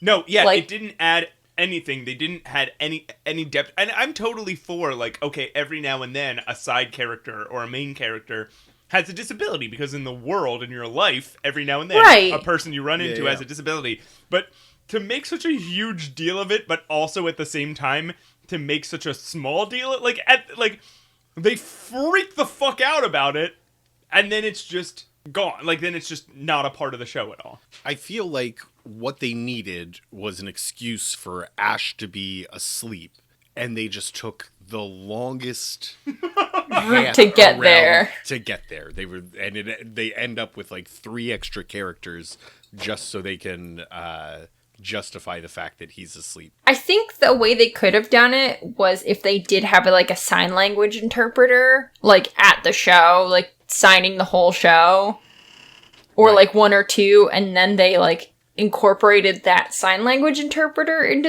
into like a moment in the show to acknowledge them. I think that would have been fine, but it's dumb. It's dumb and sloppy, just like the show. Yeah, but there's not. So if you're deaf, you're not getting anything out of the show at all, including like you're not like, oh, they have a character like me on the show. You're just like, oh, I can't watch the show because it's there's no sign language interpreter, and right. I don't know what's happening. Anyway, yeah, this guy challenges Ash to a battle, says he has a dumb smile, he has a Jigglypuff. The Jigglypuff puts them all to sleep, but he doesn't fall asleep because he's deaf. And this then is a very Ash moment where Ash is like, maybe I won't fight you, and then the guy tells him via sign language that he has a goofy smile, and Ash is like, what? So they all fall asleep, but then Misty wakes up first, and the show again gets horny. She starts fawning over sleeping. She sings a whole song. It's called Misty's Song. She sings a whole song on this dark, empty stage with like Pokemon being projected in lights or puppets or whatever above her about how much she loves Ash. And she can't ever tell him she has a secret crush.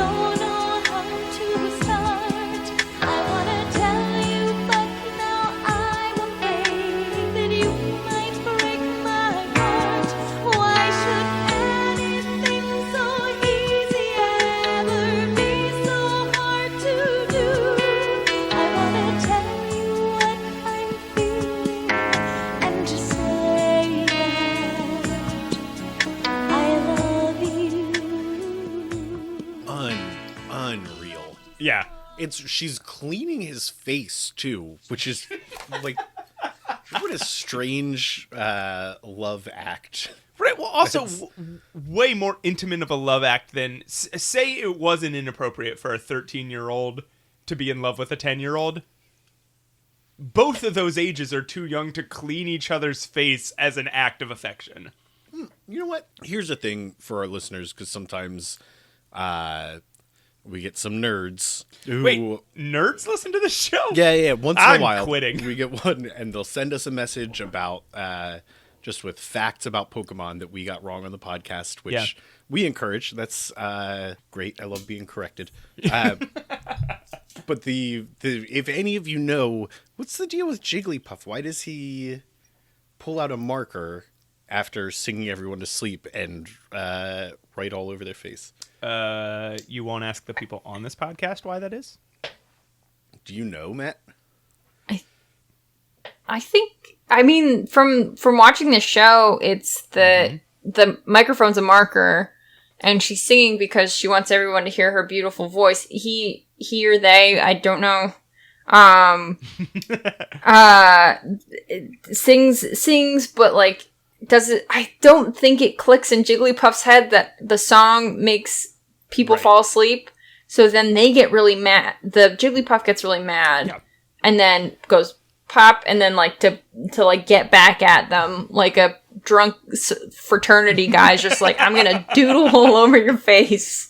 There are several episodes of the anime about this, and that is exactly it. Jigglypuff is so into their song and wants an audience, but their song puts everyone to sleep, so they get angry about it and draw on their faces. All right, that's fair.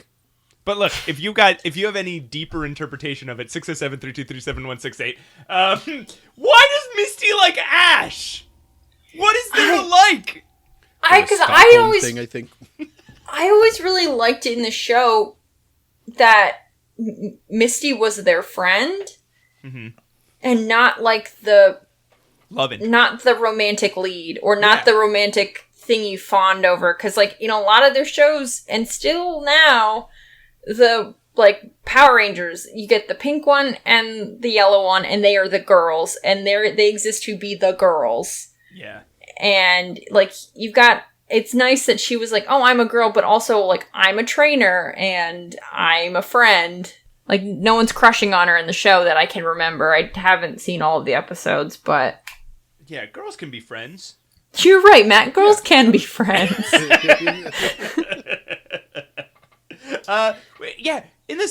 It's a real disappointment. We found this out on if anyone wants to go check out our Christmas album special podcast, The Merry Worst, on iTunes. We did a podcast about the Pokemon Christmas album, and there's a song where Misty talks about her crush on Ash, and we had the same reaction. Like, we're like, what the fuck? And it's so disappointing. Yeah, we thought it was some sort of fluke, just like, oh, somebody wrote this song and they didn't know. In this instance, there's also the one movie, right? I forget which movie it is, but there's one where like it's kind of suggested that she's a little jealous of another girl that does have a crush on Ash, but it doesn't. She does like her own makeup, if I remember correctly. She does like fancy makeup and stuff out because of it or something. I guess, yeah. I don't know. But this is insanely weird. It is another very long song that is about one thing, where this stanza gets you through exactly what you need to understand. Yeah, you don't need to listen to the whole song. You can listen to one verse. Also, she says, I love you about Ash. Anyway, Misty, you can do better. Maybe maybe Pokemon the first movie branches off into everything, right? Yeah. But then it branches off into Pokemon the movie 2000, and then it also branches off into another dimension, which is Pokemon Live, which Pokemon Live extends into the Christmas album. Holy maybe. So that's the timeline where Misty is like, oh, you know what? Ash is hot. What I'm at. Anyway, Ash wakes up while Misty's cradling his face, and he's like, what are you doing? And she's like, I'm just wiping the marker off your face, you idiot. Let's go. And then they walk away. Why didn't she get marker on her face? And they don't tell Brock, too. It's a good bit. It's also weird that the main character never gets an I Want song. So, like, that's, like, a big thing in musicals, is that, like Little Mermaid, the, Part of Your World is her I Want song. Sure. It's, like, okay. the clear, like, this is what I want this, and you say it, and then, like, Giovanni kind of has an I Want song, and It Will Be Mine, where he wants to take over the world, and Missy has an I Want song where she wants Ash to love her. But it's weird that Ash never gets an I Want song. Right, like in Lion King, Simba gets I Just Can't Wait to Be King. Yeah, that's his, that can be an I Want song, you know, like, the Belle reprise, where she's on the hill and she's like, I want adventure in the great wide somewhere, like, that's a clear thing. It's also... Faye, are you there? Do you swear you won't forget me? If I found you, would you let me come and stay? You guys have to stop me. I won't stop a man. I'm assuming this is Newsies? Yeah, this is Santa Fe from Newsies. Yeah. Yeah, he doesn't. Well, I think a lot of... And this happens in some of the movies, too, and we've commented on it a couple of times. Ash doesn't get any character development in most of the movies. Yeah, a lot of them... This one's only partly about Ash, right? It's mostly not about Ash at all. Well, I think that's what it feels like. Also, he does have his "I Want to Be the Very Best" song at the top of the theater presentation. Right. It's not him singing the song. He just gets to dance along to it. Yeah, I wouldn't consider that an I Want song. I would consider that more of like a reference. Like, it is an I Want song, but it's not an I Want song in the way that, he's not, like, discovering that he wants to be the very best. He's listening to the theme song being played on the radio. Exactly. Yeah. Which we know, because we've seen the TV show and the movies, that song is about Ash, but in this play, there's no indication that that's about Ash. Yeah, it's just we can all be Pokemon Masters, kids. Okay, so Meowth starts making fun of Team Rocket while they're asleep, because apparently they fell asleep too. They wake up, they hear it, they're angry. They're angry because they want to be as cool as Misty and Ash and Brock. They're like, oh, those are the peak of cool. They are so cool in this play. They're a good characters in a play. Yeah, they're really rocking it. And this is like they get real down on themselves, and for not being cool enough, they refer to themselves as the Hindenburgs of crime. Which, I think that laugh is not coming from us making fun of it. That's coming from is a fucking funny line. That's a good line. Also, at this point, there's kids yelling at them from the crowd as they're like, we suck. They're kids yelling, which I can only assume is, no, you guys are cool. And it's like actually throwing the actors on stage off, and that is hilarious also. The only thing eliciting an audience response here is like they are only responding to Team Rocket. I know. Especially Meowth.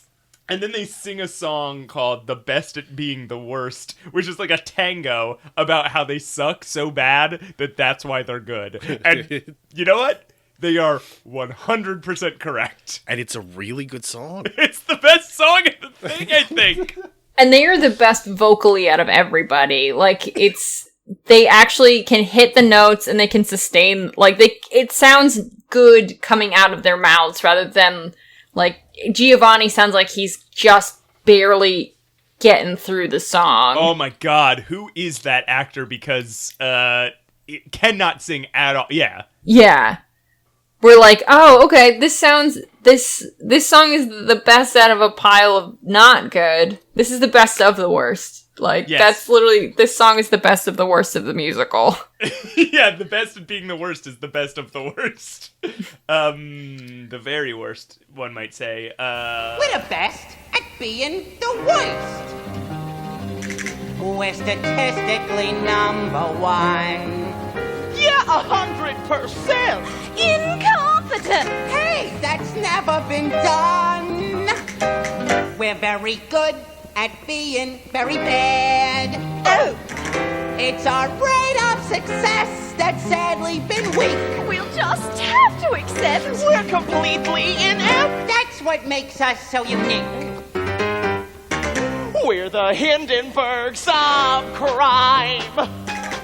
We crash and burn each and every time.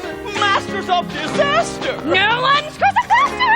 At failure we shine. We're an imperfect 10. Team Rocket's blasting off again. So I guess we're just cursed. And you waited here, folks. We're the best at being the worst. Ow. After that, the gang arrive at the city, and basically, like, there's no setup to this. They just start dancing. They And start a dancing, samba beat and then kicks on.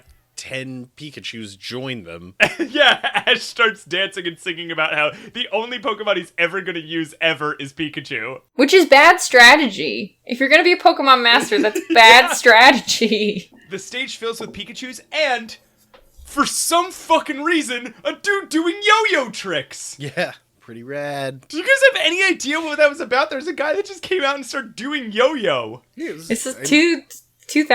It was pre 9/11. It was a different time. Move it back 5 years, it would have been Pogs. 9/11, where a plane hit the biggest yo-yo factory on Earth, and no one could do yo-yo tricks anymore. The towers were so tall so they could test the longest yo-yos. Oh boy. Anyway, yeah, it's just a bunch of Pikachus. All of those Pikachus were puppets. Besides Really? the main Pikachu, yeah. All of those Pikachus were puppets. Okay, because they kept tripping over them, like they kept tripping over the Pikachus. Like all the Pikachus were dancing with actors, like dancers or whatever on the stage, and everyone kept like stumbling around. Like I kept noticing stuff getting like tripped up and people like stumbling, and I was like, oh, these are people in Pikachu costumes who are like Can't handle the costume. Exactly, but no, those were the dancers themselves handling the puppets? Yeah, so it's in the making of, but they show them making like the dummy, like the first kind of trial run of the puppet, and they're all foam. And once if you ever watch it like that clip again, you can really tell that they're puppets because like the way they bend, like their ankles are just jelly, like in a way that no Holy human being's cow. ankles. So they're holding them up, and I think they're attached at like something in their waist to like keep it like vertical. It's upsetting and bad. Yeah, and there's like 10 of them. Yeah. It's weird, but so there's too many Pikachus, and Ash is like, oh my god, which one of these is my Pikachu? Yeah. And then all of them just recede from the stage. So And then there's no more Pikachu. Yeah, and there's Ash just is no like, more Pikachus. what happened to Pikachu? And we are supposed to take, and I didn't notice this because I was too busy laughing at all the Pikachus stumbling over each other, which like it was clearly not intentional. And Team Rocket kidnapped Pikachu, and Ash is upset, and he looks straight at the audience, and he goes, Pikachu! And it's halftime, intermission. Yeah, cut. Whew. black. My favorite thing about this scene is him just going on about how Pikachu is his best friend. He loves Pikachu. Best Pokemon he's ever had. Only Pokemon he's ever going to use. And then he loses him immediately. Can't tell him from another Pokemon. Yeah, cannot. In the To middle save of his the life. song about how important he is. Yeah, it's like, oh, there's a bunch of Pikachus. I can't even tell where my Pikachu is. Well, this also, I know we keep asking, and the point is moot, but why do they need Ash's Pikachu? They're in a field of 10 Pikachus, all Right, dancing they could around take with each any other. of those Yeah, Pikachus. why is it Because Ash's? isn't Ash's Pikachu like super powerful comparatively? Oh my god. Because like wasn't he like able to like fight Mewtwo in the first Pokemon movie? I mean, it's He's incomprehensible. He's just very brave. Okay. He's That's just a his- very that's good his Pikachu. thing. Did you ever meet a dog who's like, you're like, oh, that's like a very good dog? Mm-hmm. Like, dogs are good. That dog is very, like, that's Pikachu. He's just, Yeah. That Pikachu's very good. Okay, we're in intermission. Okay. Yeah, there's a fucking intermission. Yeah, and it's just in the video we watched. It's just the word intermission on the intermission. screen. Yeah, and just silence. How many people do you think came back after intermission? I'm gonna say it depends on how expensive those tickets were. Right. Yeah. If those tickets were really expensive, then like that would be a thing where it's like, ugh, I guess we're watching the second half of this. Yeah, there's a lot of parents though that were like, okay, honey, the play's over, and the kid's like, I don't know what happened. It's like, oh, I guess it's to be continued. Oh, Pikachu went to heaven. Whoops. That's a good question, actually. How much do you think these tickets were? Oh, fucking dude, probably like $40? No, like higher. Higher, even for the kids. Oh yeah, I guess maybe kids. Well, I mean, how much is like Disney on Ice? It's expensive. Hold on, let me look it up. I'm looking up Disney on Ice as well. So the adult price is between $23 and $160. Oh. Well, So I'm gonna say that 2000. I'm gonna say that those tickets were probably about $55-$60, Okay. which is like still expensive depending on the area you're living in. Did this play on Broadway? It played at Radio City Music Hall. That's where it opened. That's impressive, right? Yeah, it's really impressive. That place is huge. Okay. So since it's intermission, what we're going to do is, real quick, we have a series of voicemails. Do you guys have time for this? Probably real weird ones. Yeah, they're going to be really weird. We asked for a lot of things that I don't remember over the last 2 or 3 episodes. This is the thing. We do these episodes, and halfway through, and we're drinking, I should say that, and halfway through the episodes, we call out a random joke, and we're like, call in about this. So there's going to, like, we always get voicemails that we're like, I have no idea what they're talking like. Okay. If we ever don't understand your voicemail, that's on us, not you. Don't worry. You're awesome. We're the way we are. Okay, so all right, so here is voicemail number 1.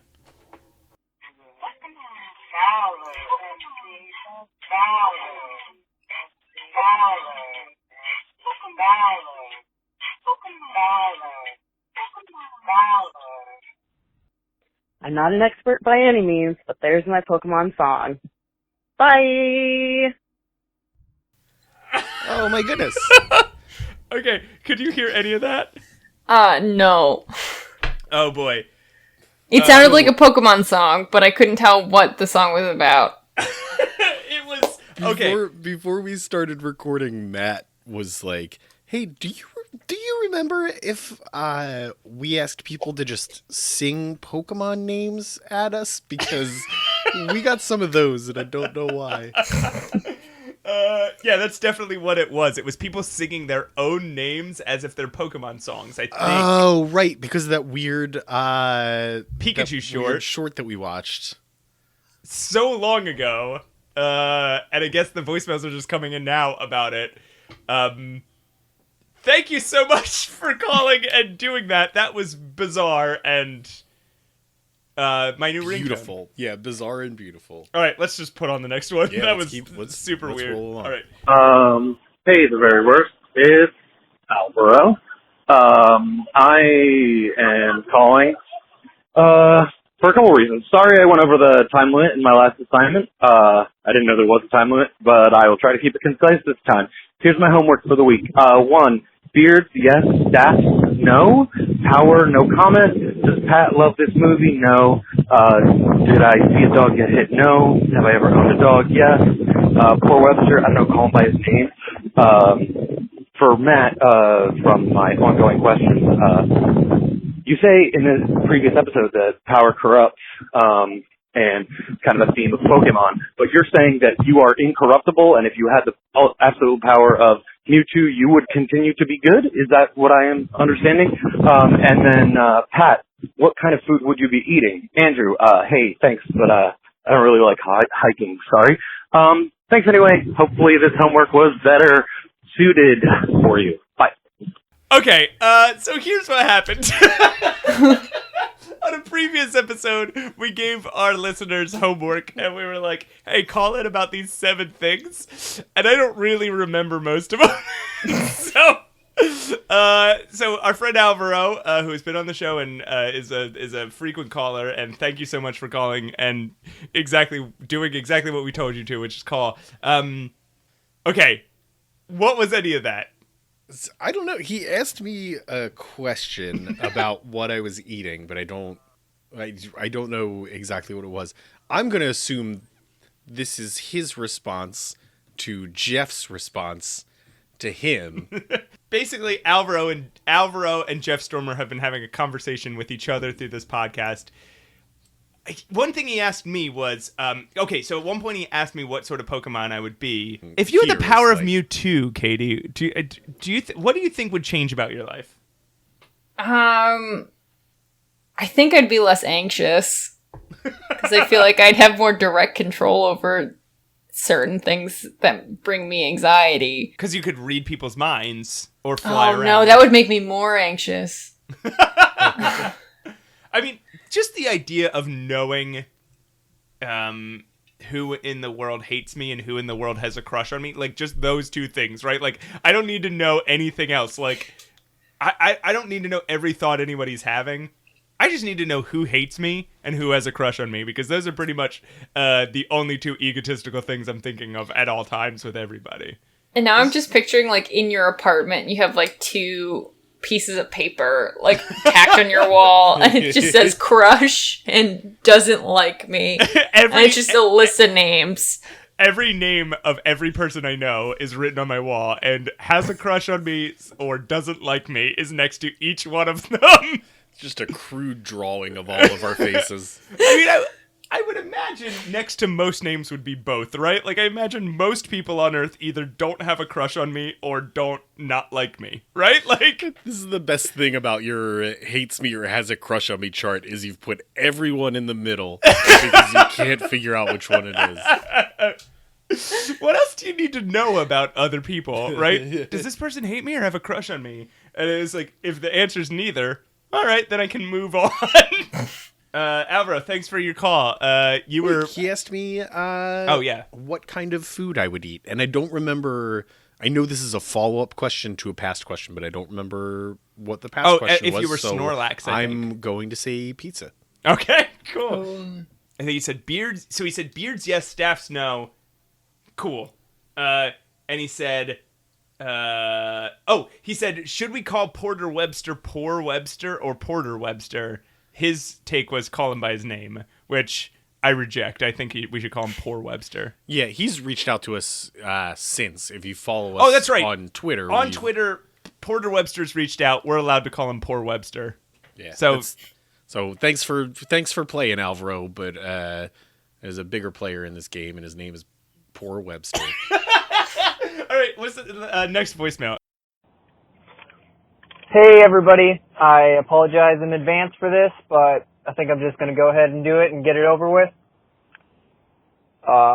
David, Dave, David, David, Davey, Dave, Dave, David, Davey, Dave, Dave, David, David, David, Dave, Dave, Dave, Dada, David, David, David, David, Dave, David, David, David, Dave, Dave, Dave, Dave, David, David, Dave, Dave, David, Dave, Dave, Dave, Dave, Dave, Dave, David, Dave, Dave, David, Davey, Dave, Dave, Dave, Dave, Dave, Dave, Dave, Dave, today, Dave, David, Dave, Dave, Dave, David, Dave, David, Dave, Dave, da Dave, David,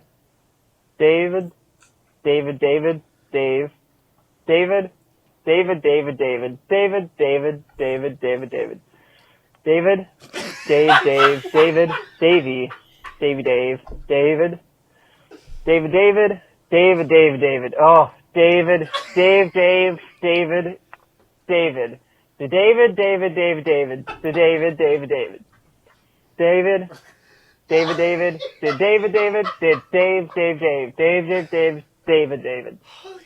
So, I hope you enjoyed me talking like a Pokemon, if I was a Pokemon, and giving my ranking for all 15 Pokemon movies that I've seen. Have a great day, coming from David from Minnesota. David from Minnesota, thank you so much. We really did just ask people to call in and Talk like a Pokemon, and not leave us any other context. That was so long. What? He's saying he's seen 15 Pokemon movies? I didn't catch that part. I was laughing too hard at the fact that he went on for 2 fucking minutes saying his own name. That was good. All right, good one, David. David from Minnesota, you rule. Thank you for that. That was wild. I can't believe I'm going to click publish on that at some point, and people are gonna click download and click play and listen to it. Okay, Katie, are you still hanging in there with us? Yes, I'm still here. How do you feel about David's song? It was long. I know. It had a nice bounce to it, but it was long. Yeah. It was really long. All right, we got 2 more voicemails. Oh God. Cool, right, cool. Let's do this. Matt, Pat, other kid, this is Josh Yarnell. You might remember me from episode 19.5. Don't get up, I'll seat myself. You guys had a laundry list of questions that's been going on the show for a little while, and I am going to answer every single one of them. Oh, boy. So here we go. No. Do I know an example of a guy with a beard that's neatly kept, and he's got a staff, and he's not evil? Yeah, Master Roshi from Dragon Ball. He's got a neat beard, and he's not evil. He's pervert, but he's not evil.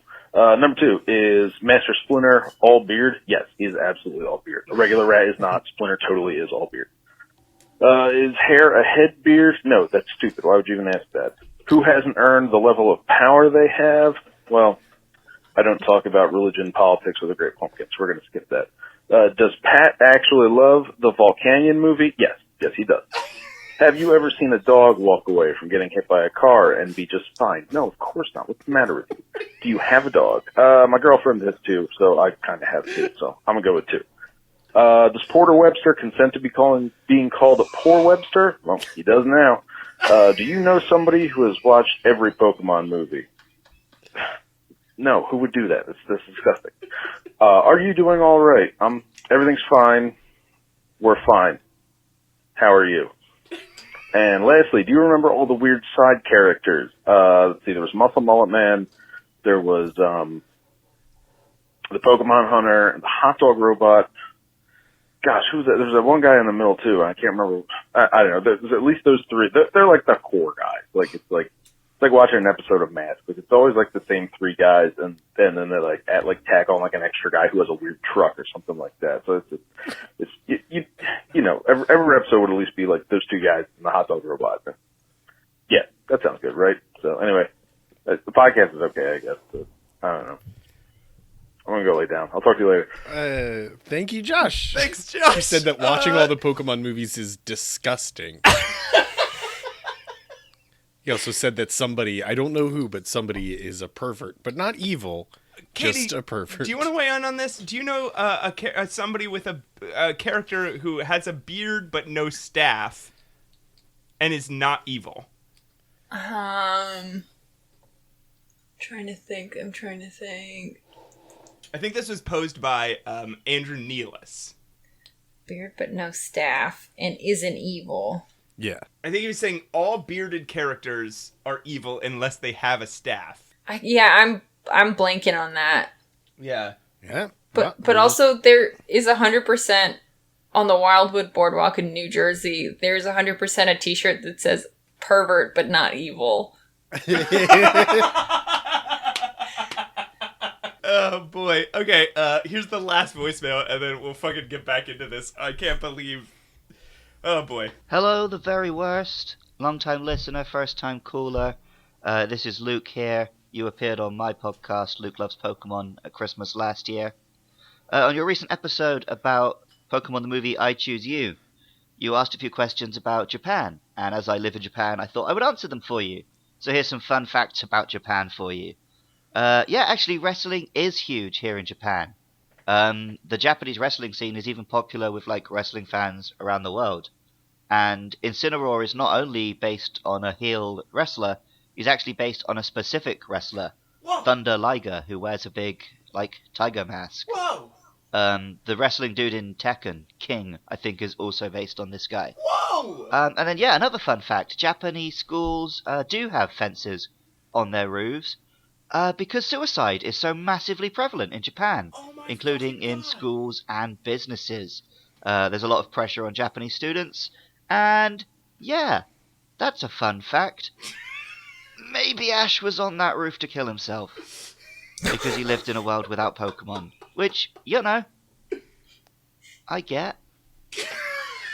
I also wanted to briefly mention the other movie you're covering, The Power of Us. I watched that movie in the best possible way. I watched it in a Japanese theatre, and I don't speak Japanese, so I just sort of vaguely understood the story, and I loved all the visuals, and I thought, wow, what a beautiful and touching film.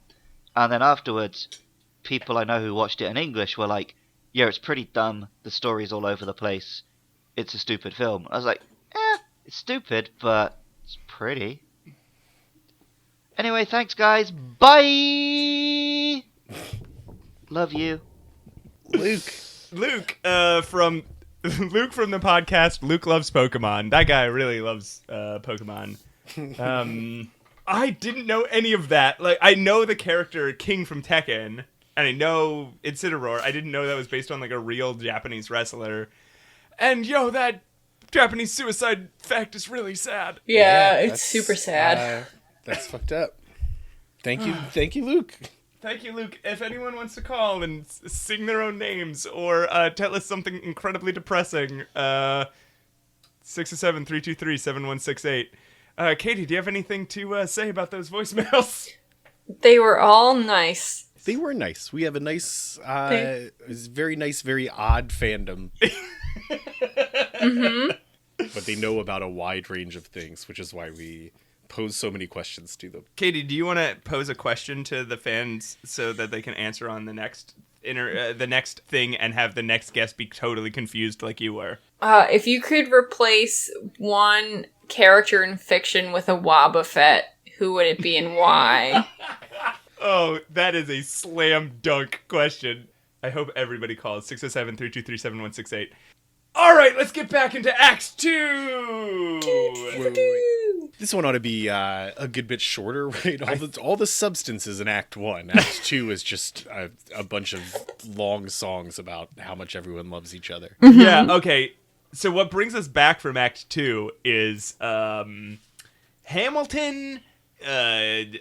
Step aside. Step aside, because rap is for musicals now, and it's the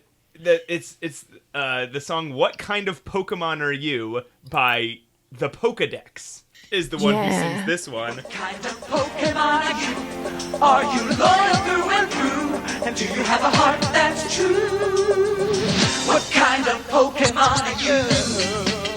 Oh yeah, yeah. Pokemon Masters in the house. Come on, let's raise the roof. Kick your normal type like Jigglypuff against the ghostly Gengar. The battle's real tough. Thunderbolt's a great electric attack until you get ground down by a Marowak. Yeah. Come on. He's technically Dexter the Pokedex, and his dancers are the Dexettes. He says that he's the Pokedex and his job is more important than an air traffic controller's, is a thing that he says. And then he does... There's not many air traffic controllers in Milwaukee. Then he does a rap song where he says a lot of Pokemon's names. Can you imagine? But he doesn't do the Pokemon rap. No, which I would have been insane about if that happened. I would have been so happy. That would have made more sense. Can you imagine if there were... I'm taking a step back here at this point, but if there were an air traffic controller in the audience who was like, "Hey!"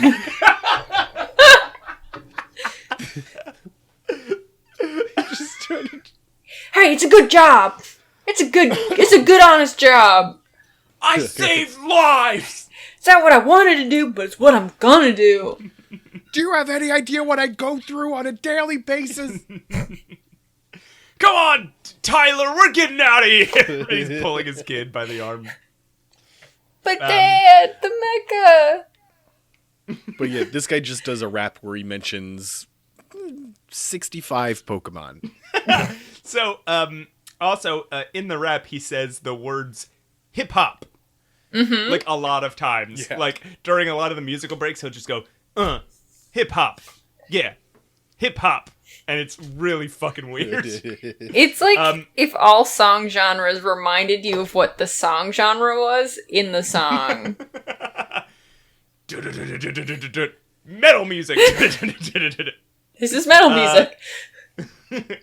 He also says, when I say poke, you say mon, and then he throws it to the crowd. You can poke. What? Yeah, the crowd's not really into it. What was the one audience question that I could hear? I think it was like, is your friend like a Chansey or a muck? Katie, I wrote all these down. Perfect. All right, so they send people out into the crowd to gather information for the Pokedex. And question number 1, and I want you guys to answer this as well. And, actually, anything we told you to call about, fuck that, except for the thing that Katie said. If you could replace one fictional character with a Will Buffett, who would it be? And then answer these questions at 607-323-7168. Okay, guys. Pat, Katie, get ready. Is your dad a Snorlax or a Ghastly? Snorlax. I guess he's not a Ghastly. I think the Ghastly thing is just supposed to be like, does your dad fart a lot? Okay. Well, I have some thoughts about that. Okay. All right. Question number 2. Who's a bigger Krabby? Your mommy or your daddy? Oh. This feels loaded. Yeah, this one's tough. They're all loaded. Yeah. My mom was like the one that disciplined me, but that's more just because my dad was like not responsible enough to. Yeah, were either of them grumpy? No, they were both very loving and supportive. It sounds like mommy. My step grandfather, he was cranky. My uncles are crabby. Your uncle, okay. Yeah. Step grandpappy and unky. All right. Are your friends slow bros or mucks? Yo, they're mucks, but like in a sexy way. Like in a sex way. That's wild. My friends are slow bros and in a very unsexy way. I love this one. You could hear them ask the kid, and the kid was like, they're mucks. Yeah. He's like, fuck you guys. Fuck you assholes. He's probably sitting next to them and they're like, hey. Yeah. They're asking about the friends you're with. What would they have done if one of the kids was like, neither! I like my friends and family. These are my friends. That's my mommy and daddy. Or what if they were like, neither, my dad's a fucking asshole, actually. Not these kids, though. They're sheep. Also, do you think if a kid says a Ghastly, what is that? Is your daddy a Snorlax or a Ghastly? Like, a Ghastly. It'd be like, all right, Child Protective Services, 3rd row, 7th seat in. I don't like that they'd use a Pokemon Live show as a sting operation for Department of Child Services. Like, what if you'd said my dad is Ghastly? That would be disturbing, right? I feel like if the kid meant more than my dad farts a lot, yeah, I think so. Yeah. My dad is ghoulish, is what he's saying. My dad is like a scary ghost to me. Okay, so that's the Pokemon rap, or the Dexter rap, not the Poke rap, which would have been amazing. This is just weird. So it comes back, Ash is upset that Pikachu's missing, but fucking weirdly, Misty and Brock are like, dude, he probably just left. Don't worry about it. Yeah, you're a bad friend. That's probably why he's gone. And it's like, what the fuck? They are not helping. They really, Ash sings a fucking boring ass 5-minute song about how he misses his Pikachu. The 12th song, The Time Has Come. Mm-hmm. Yeah, it's he's basically saying like I'm an asshole and I'm a bad friend for like 5 minutes. I close my eyes and I can see the day we met. Just one moment and I knew you're my best friend.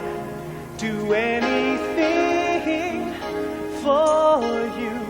We've gone so far and done so much. And I feel like we've always been together, right by my side, through thick and thin. You're the part of my life I'll always remember. The time has come.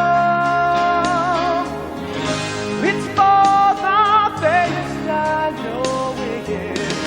Who could have guessed that you and I, somehow, someday, we'd have to say goodbye.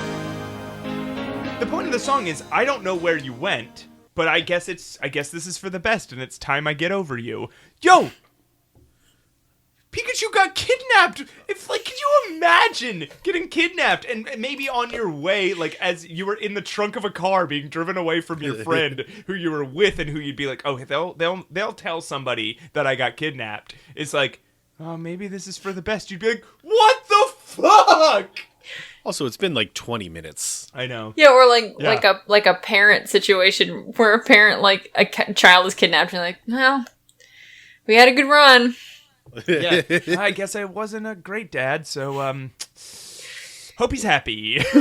Like, no, he's been kidnapped. How ghastly of you, Daddy.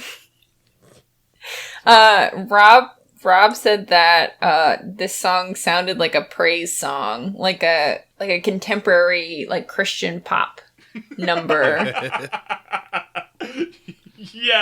Yeah, I could definitely. It's like a really polished like ballad, piano ballad or whatever. It's just got this like as like I don't know if either of you went to like religious school as like a kid, like for grade school or high school, but like we listen to this kind of music all the time, and it has that like Christian pop music has like such a specific sound to it that like that is it. And then after the song, what happens next, Pat? Do we get another Psyduck here? Yeah, another Psyduck. Immediately after intermission. We don't have a second appearance of Psyduck sound effect, but you can imagine it. Yeah, these are his only appearances in the play.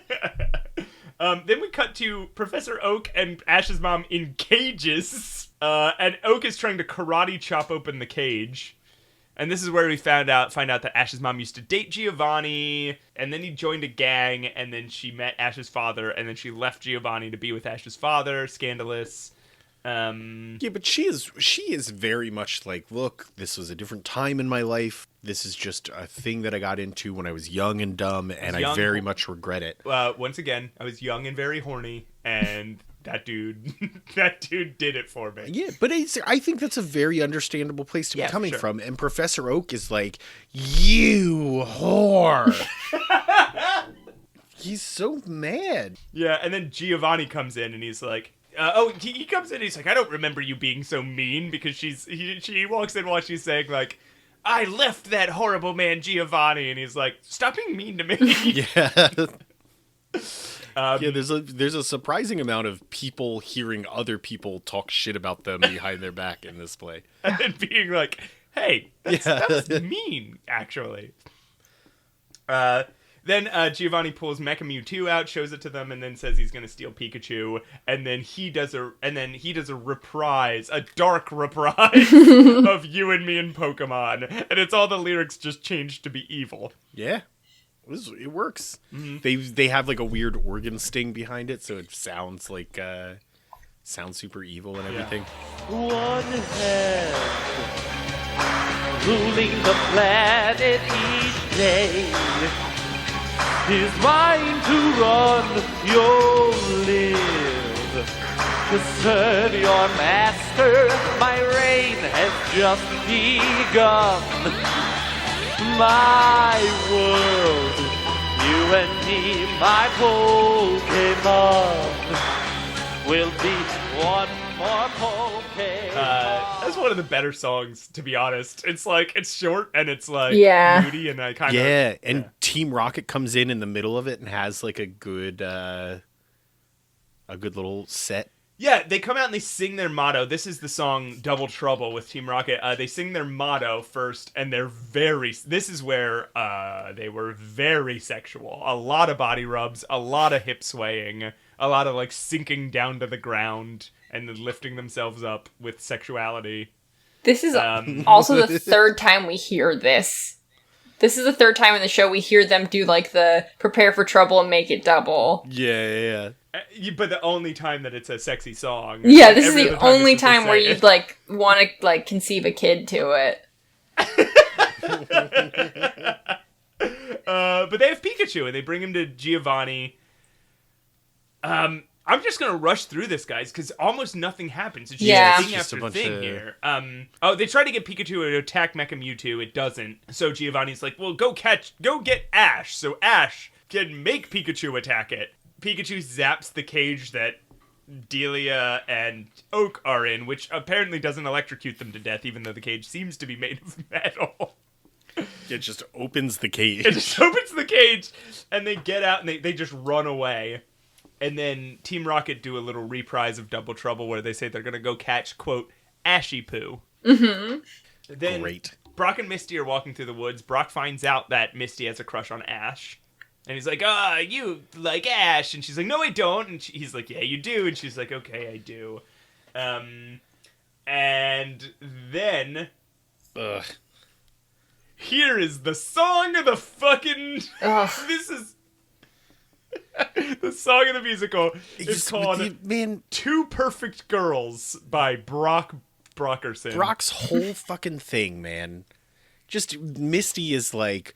is finally opening up. Like, he finds out a personal thing about Misty and has a chance to build on that so they can build their friendship, but instead he's just like, oh yeah, well, I like two girls. You know who I want to fuck? And it's like this 50s throwback song. Yeah, it's very like Grease Lightning, but like about girls instead of like a car metaphor.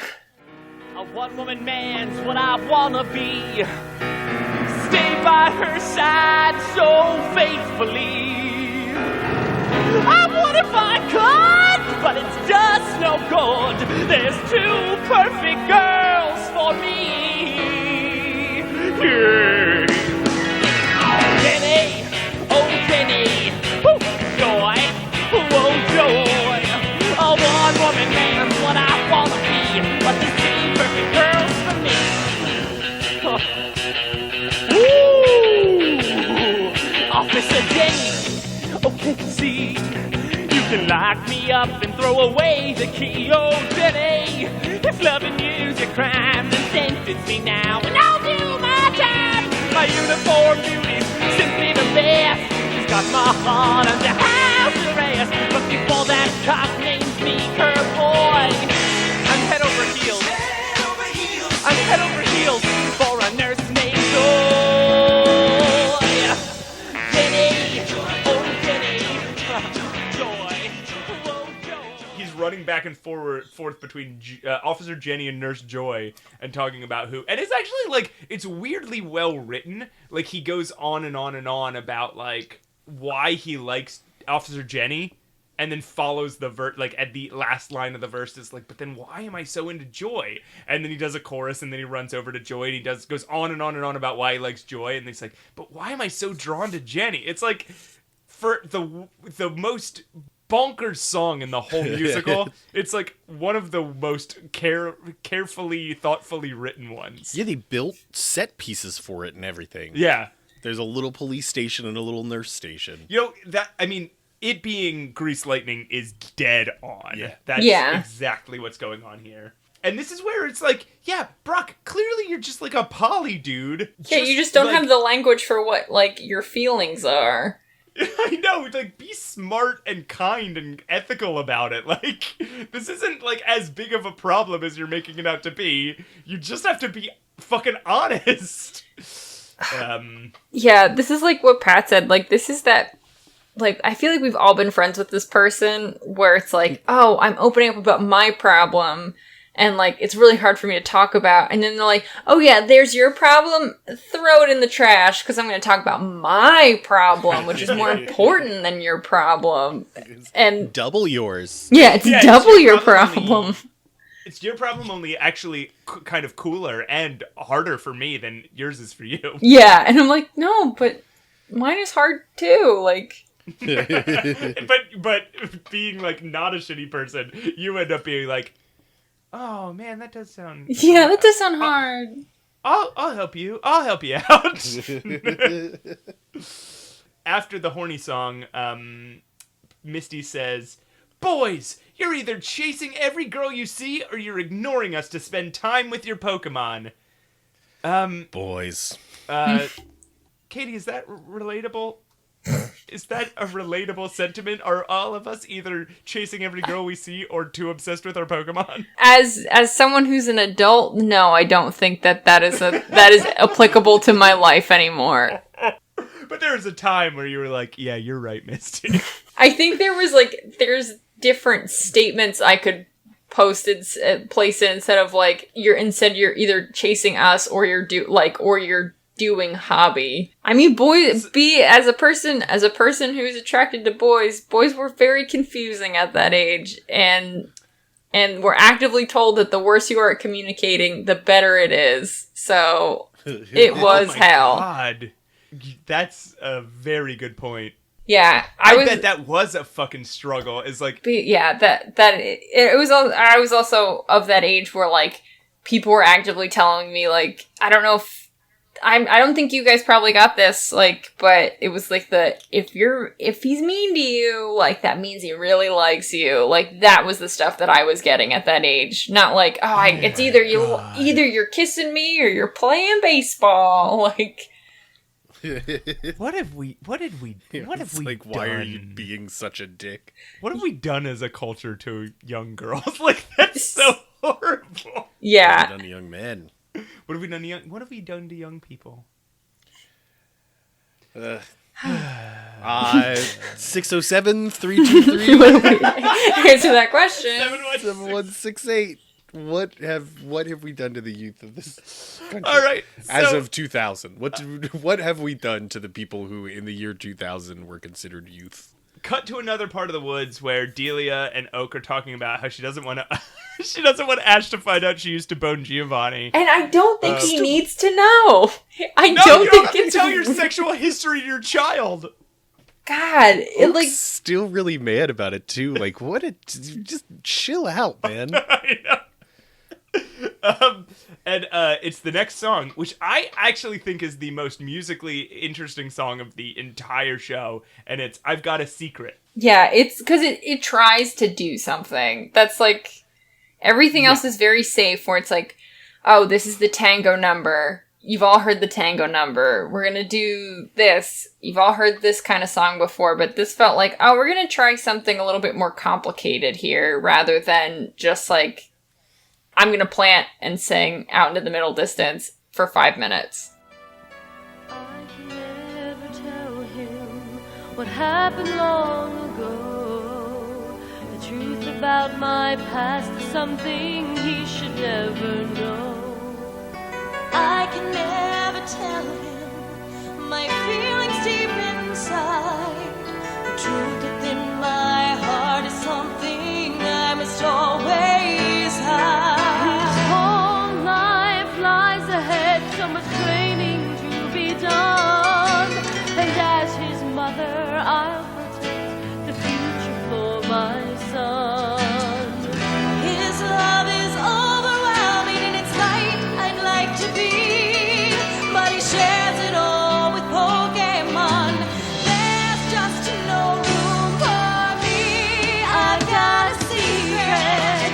It tears up my soul, keeping it hidden, sticking its cold. I can't tell the truth. So it's Delia on one side of the stage and Misty on the other side of the stage, and they're going back and forth singing about their horny secrets. Like, Delia's like, do I tell my son that I used to sleep with his enemy? And Misty's like, do I tell Ash that I want to kiss him real hard? And then Ash comes into the middle, and this is so Ash, right? Like, while they're singing about their heartfelt problems, Ash comes into the middle, and he starts singing to the audience about how, how he's gonna battle Pokemon without Pikachu. Oh my god, yeah. My hopes are still the same for the man I like to be. And I will make those dreams come true. Just to wait and see. There's no turning back. It's like heartfelt songs, and Ash comes out and he's like, how do I be a Pokemon master if my Pikachu is gone? It's like, this is what your friends think you're a bad friend. Because you can't get out of your own fucking way here, dude. Also, there's a line that Misty says in this song called, where she goes, he loves Pokemon so much that there's no room left for me. No. Which is absurd. Anyway, so then they all run into each other. All the cards get spilled. Ash's mom tells Ash about her sexual past. Ash gets grumpy about it. Team Rocket show up, and it's the other funny moment in the show. Those Razor scooters where they scoot out on the... Yeah. They're on Razor scooters, number one. Number two, they're like, Ash, we're going to take you... They show up and they're like, oh, we're going to kidnap Ash and take him back to Giovanni. And as soon as they show up, he's like, hey, can you take me to Giovanni? And they're like, no, we're... Oh, yeah. We're going to take you to Giovanni, whether you like it or not. And he's like, I will like it. That is what I want. And they're like, it's like... this hilarious, like, back and forth about, like, they both want the same thing, but they cannot figure out how they're on the same side in this. I do. So you have to keep in mind that, once again, this is the year 2000, so those Razor scooters were, like... very popular. Popularity. They were, like, $300 a piece. Yeah. And they put the budget in the show for them to get two of them and just... No, ride them onto stage and then ride them off the stage. They had 3, because Meowth had one too. Oh, right. They thought it was a good idea to put a person with probably limited field of vision with this big Meowth head on a tiny Razor scooter. Than its body. Yeah, like its center of the person's center of gravity's all fucked up, and they're like, you know what's great? Wheels. How long must they have had to practice that? Oh, I'm sure that there was a whole tech day dedicated to, like, them hitting the blocking with the Razor scooters. They brought in a trainer and was like, here's how you use a Razor scooter. And it was like Bam Margera. It was Tony Hawk. So then Delia Ketchum sings this reprise of Everything Changes. She's still sad about Ash, whatever. She walks off hand in hand with a Psyduck. Is Psyduck the angel of death? Oh, what an awful last moment to be like, to just confess your entire sexual past to your 10-year-old son. Yeah. And then have him be like, I guess that sucks. Anyway, I'm going to go see that guy you just told me about. And then it's Psyduck. Yeah. Just sweeps you off the mortal coil. You're like, I didn't really achieve all I wanted to in life. And he's like, yeah. Just the shoulder shrug, like, ah. So Ash shows up at Giovanni's, and he's like, I'm Ash Ketchum from Palatown, and I'll beat you at this. And Team Rocket scooter on stage. They scooter back onto the stage. Giovanni's like, get out of here! And then they scooter off stage and crash. Yeah, they're very hurt. I think, right? Because they're kind of like... Oh, they're actually crying. They give a really weird read on these lines, but you can't tell if it's because they are sad and crying or if it's because they are out of control on their scooters, because the very next thing they do is crash their scooters off stage. Right. It is the biggest laugh of the night inside that room. The audience goes nuts for it, and then Meowth just... Meowth has his back to the stage... turns his head around to the audience and rolls his whole head as if to roll his eyes and goes, knuckleheads! And then the audience blows up again. They get a second booming laugh from the whole crowd, and then he wanders off. That's the show peaks there. The rest of it's downhill. Meowth is like the puck of this. Yeah. So Ash finds out that Giovanni is that Diamond Badge gym leader from earlier. Ash and Pikachu are reunited. They battle Mecha Mewtwo. He keeps using Thundershock over and over and over and over and over, and it keeps not working. And then Mecha Mewtwo beats up Ash. And Ash is just like, use Thunderbolt again. He literally says again. And then here's the second to last song. Ash and Giovanni sing a song called You Just Can't Win at each other, and they sing aggressively about how the other one can't beat them, which sounds very much like both of their characters. Yeah. And they do some like real jabs. At one point, Giovanni's like, "Hey, ask your mother about this." And at one point, Ash says, "It's time to pay for your sins."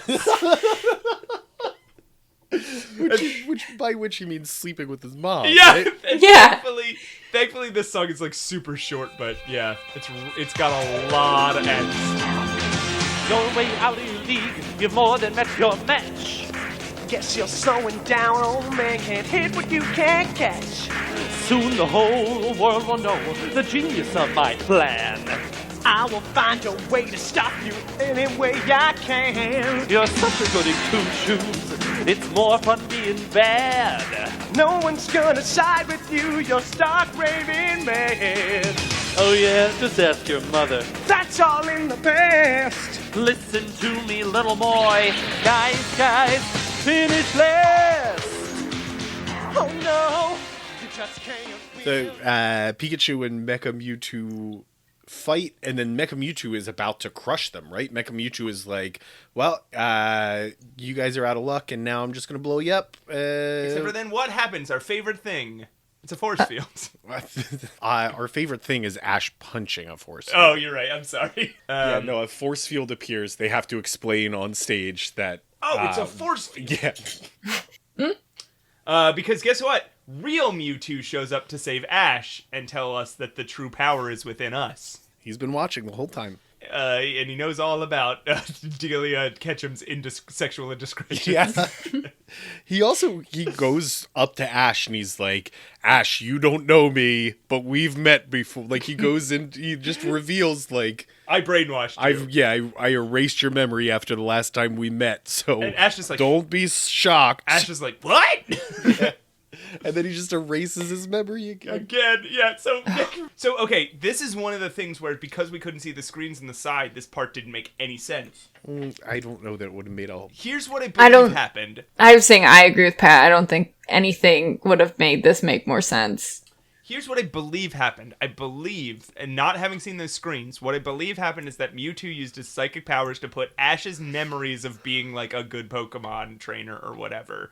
Because that's how every Pokemon movie gets resolved, right? The fact that Ash is nice makes all evil Pokemon turn good. So I think Mewtwo used his psychic powers to put Ash's good thoughts into Mecha Mewtwo's brain, and then Mecha Mewtwo learns that, and then is like, I'm now sentient. Giovanni, you are bad, and Ash is good. Run away, Ash and Mewtwo. I use self-destruct. Yep. Learned it from Chekhov's Electrode. Yeah, I was gonna say Deus Electrode Machina.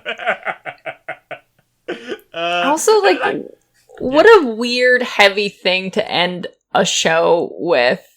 Like a kids show with like masked characters of like, sometimes you have to sacrifice yourself for the greater good, and sometimes that means eliminating your life so that everyone else can, like, it's a weird message, I think. Suicide, yeah. Yeah, Listen, kids, life is a journey of learning to think independently, and once you finally reach that, it's time to use it to kill yourself and anyone evil around you.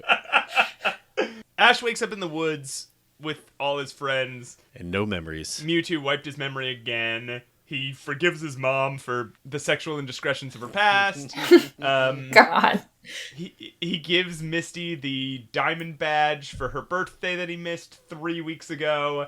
And then they sing the final song, the finale, which is like a medley of songs from the show. The diamond badge isn't even a thing she wants. No. She doesn't want that. She just wants him to be a good friend. It's like if like Matt, you got like a PlayStation game that you already had and that like Pat didn't really care about, but you gave it to Pat anyway. Yeah, Pat was like, Matt, I went through something really hard last week and I tried to call you a bunch of times and you never answered and it really hurt me. And I was like, Pat, you want this comic book? And it's just like something I had on my table. Yeah, you're right. Like it's just like, or a PlayStation game. Yeah, it's just like, okay, well, do you want my guitar? Like, yeah, it's like, no, I want you to be a better friend. Right. There's also that element of like, I got that diamond badge that you kept talking about at the beginning of the show. It's like that was you talking I was about making the fun diamond of badge. it. I was saying how stupid it was.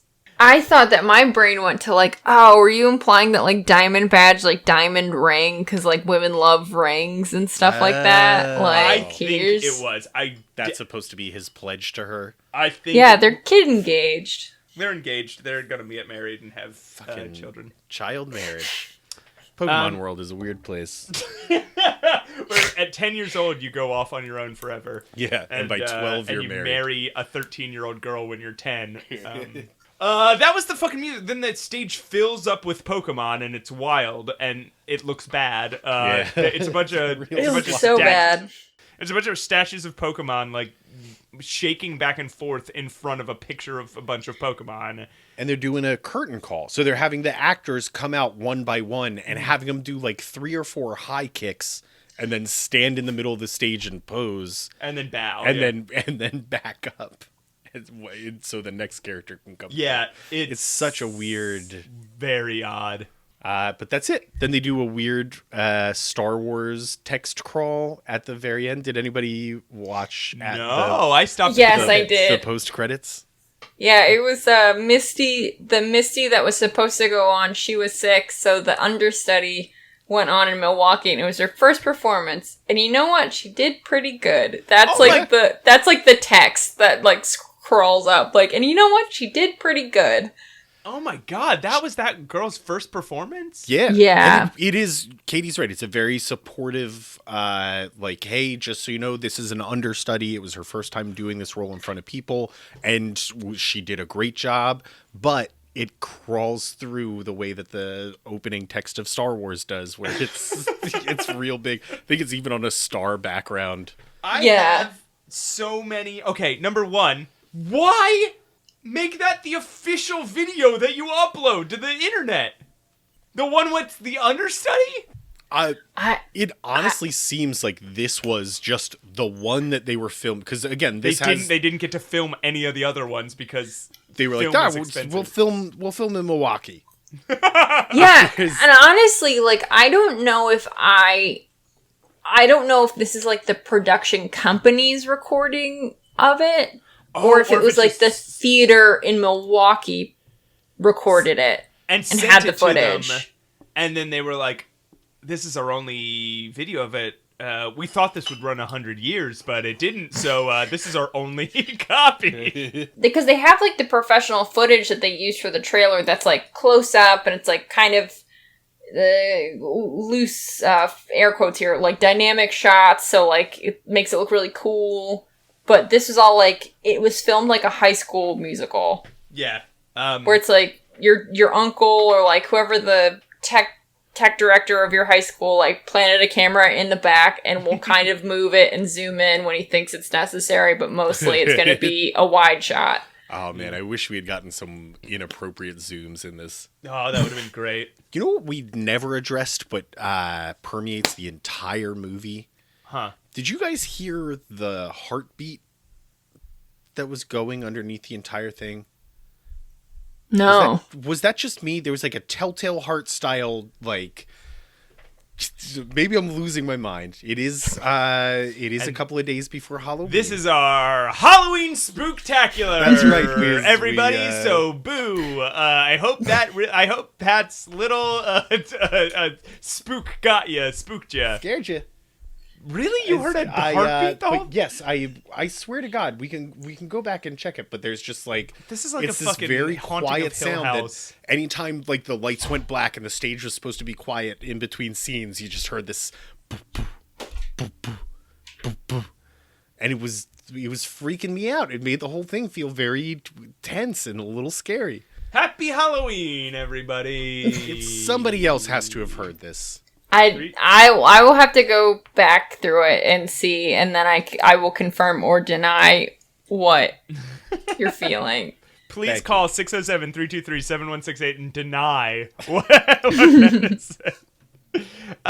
Yeah, so that's the thing. How did you guys feel about that? Was okay. Here's the thing that I said to Pat as soon as he showed up at my house today. I said, my day changed when I watched. Like, right? Like, this was such an experience that it was like I was having a certain type of day, and I don't think it made my day like it didn't ruin my day. It didn't brighten my day, but like I was having a day, and then I watched this whole thing. And I was having a different day. Like, it was such an experience. Yeah, it did make me feel weird. Yeah. I felt really tired after I watched it. Like, that I had to expend this energy to, like, kind of keep myself focused. Right. Because, like, you know, because, like, obviously because we were talking about it and stuff like that. But it was this thing of like, I feel like I have to like work harder to pay attention than if I was like something I enjoyed. For me, it was kind of like, you know, when you wake up from a very bizarre dream. Yes. And there's like the feeling of like, okay, that was just a dream. Thank God it was just a dream or whatever. And that was just a dream. So I don't have to think too hard about it. But all day you're like, there's something in that. What if? There's something weird in there. Yeah, I feel weird still. And like I have to unpack that. Like, why was that person doing that? Or like, why was I there? And I felt like that's how I felt after this. Like, I kept kind of like, okay, I don't have to think about that. That was just bizarre. But then things would pop up in my head, and I was like, but why? Like, I have to think about that for a second. Like, yeah, it's just like nagging at me. Like, yeah. Just like looking at the production of the show, it was very clear to me that, how do I word this? I don't think that the production went hard enough in on the sense that it's like it's a Pokemon show. Right. That they tried to be like, oh, we're gonna bring this like Pokemon is like such a it's aimed at children. It's a children's medium. You know what we're gonna do? We're gonna take it. We're gonna elevate it to this next level that it didn't need to be brought to. You could have just really gone in on like, it's a bunch of puppets and they're going to sing songs and that's really nice. And they're going to basically do an episode of Pokemon. Like, I don't think you need these like weird lyrical dancers who really have no effect on anything, who aren't representative of anything except the fact that they can do the dance. And if you're gonna go hard in the sophisticated side of things, to quote the guy from if you're gonna go hard in that, do more than an episode of Pokemon, right? Like, right. You have to go one way or the other. You can't. They took like a middle road that was like, all right, we're gonna add these weird artistic things to it that do not fit, but we're also not gonna elevate the dialogue here at all. Yeah, it's like the people who like produced the show had like a kind of a vague idea of what. It's like they had all seen one episode of Pokemon like a couple weeks ago, and they had to like kind of like they could vaguely recall what happened in the episode rather than being like, here's all the things that we know about the Pokemon universe. It felt like your uncle being like, well, you know, there's like that kid and he's got 2 friends and the one friend likes a bunch of girls and there's like a mouse, like a lightning mouse. And that's fine. And her mom's there. And that's cool. Or it's 2 people having an argument, right? This movie is or this play is 2 people having an argument about like, is this, I want to do something serious with the Pokemon property, and the other person's like, no, let's just make something fun for kids. And this movie is them this show is them arguing about it. Yeah, we're like, one example of that is the Haunted Mansion in like Disney. Like, that was one of the Imagineers wanted to do something really scary and really frightening, and one of them wanted to do something really silly and like fun and cutesy. So another Imagineers took the two ideas and merged them together. So that's why it's kind of creepy, but it became this like lovely blend of like, it's creepy, and then like you kind of get lulled into this fun part. But that didn't happen here. You know, like no one was able to take the two ideas and smush them together in a way that was gratifying. I really liked it. Pat, yeah, let's give you your floor. I think it feels a whole lot like maybe a coworker that I like spending time with at work but don't really see outside of work came up to me and was like, "Hey, Pat, I helped put together a show that we're doing at the Milwaukee Theater this weekend. Would you would you mind swinging by and checking it out? Like, it should be fun. It's about Pokemon. I know you have like a Pokemon thing you do. So would you mind coming by and seeing my show?" And then I would go to it and I would be like, "Wow, this is amazing, Mike. I had no idea that you were capable of this like level of theater." Okay. That's how you feel. That's like, where I'm at with it. I would be impressed because I'm like, "Oh man, I see this guy every day. I had no idea you could pull something off like this." And that's how I looked at the whole thing. Okay, so let's get into our ranking segment. All right, all three of us, we're gonna rank our best our top Pokemon live experiences. Katie, let's start with you. I would say it's not the best and it's not the worst. It's the blurst. So it's the third best Pokemon live experience I've ever had. All right, number 3, Pat. Rank all Pokemon live experiences. I gotta put this at number 2, I think. Number 1 being that video of the Pikachu that's deflating, dancing with 20 other Pikachus, and then all the men in suits have to rush on stage and carry him off. That's number 1. This is number 2. That's pretty good. I'm gonna put this at number 3. Number 1 is the Perfect Poker Rap by Brian David Gilbert.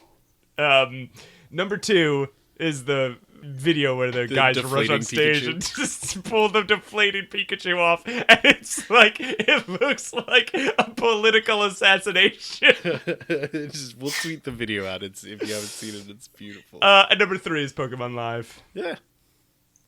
Also, if anyone hasn't seen the fucking Perfect Poker Rap by it's so Brian David good. Gilbert, it's one of the best videos. It's one of the best live performances fucking I've ever seen in my life. It's so good. All right, that was the podcast, everybody.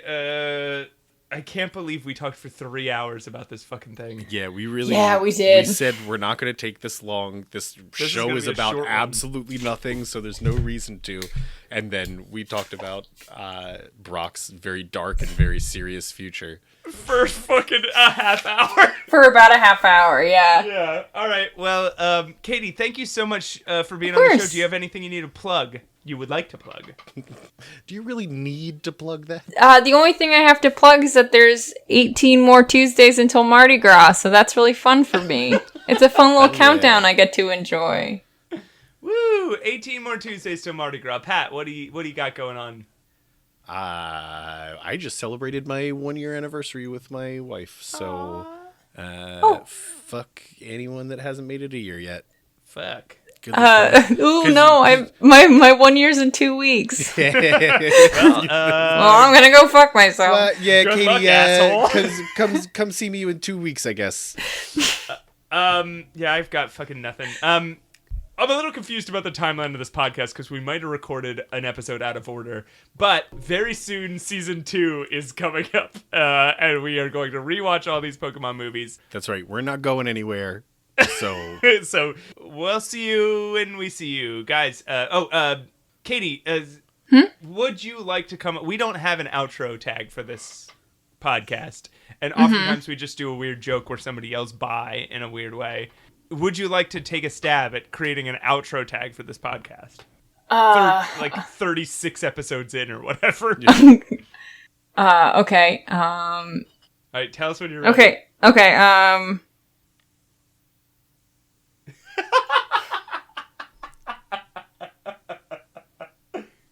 You caught them today, and then you can catch them again. That was the Very Worst Podcast with Matt and Pat. In the words of Pikachu, good night.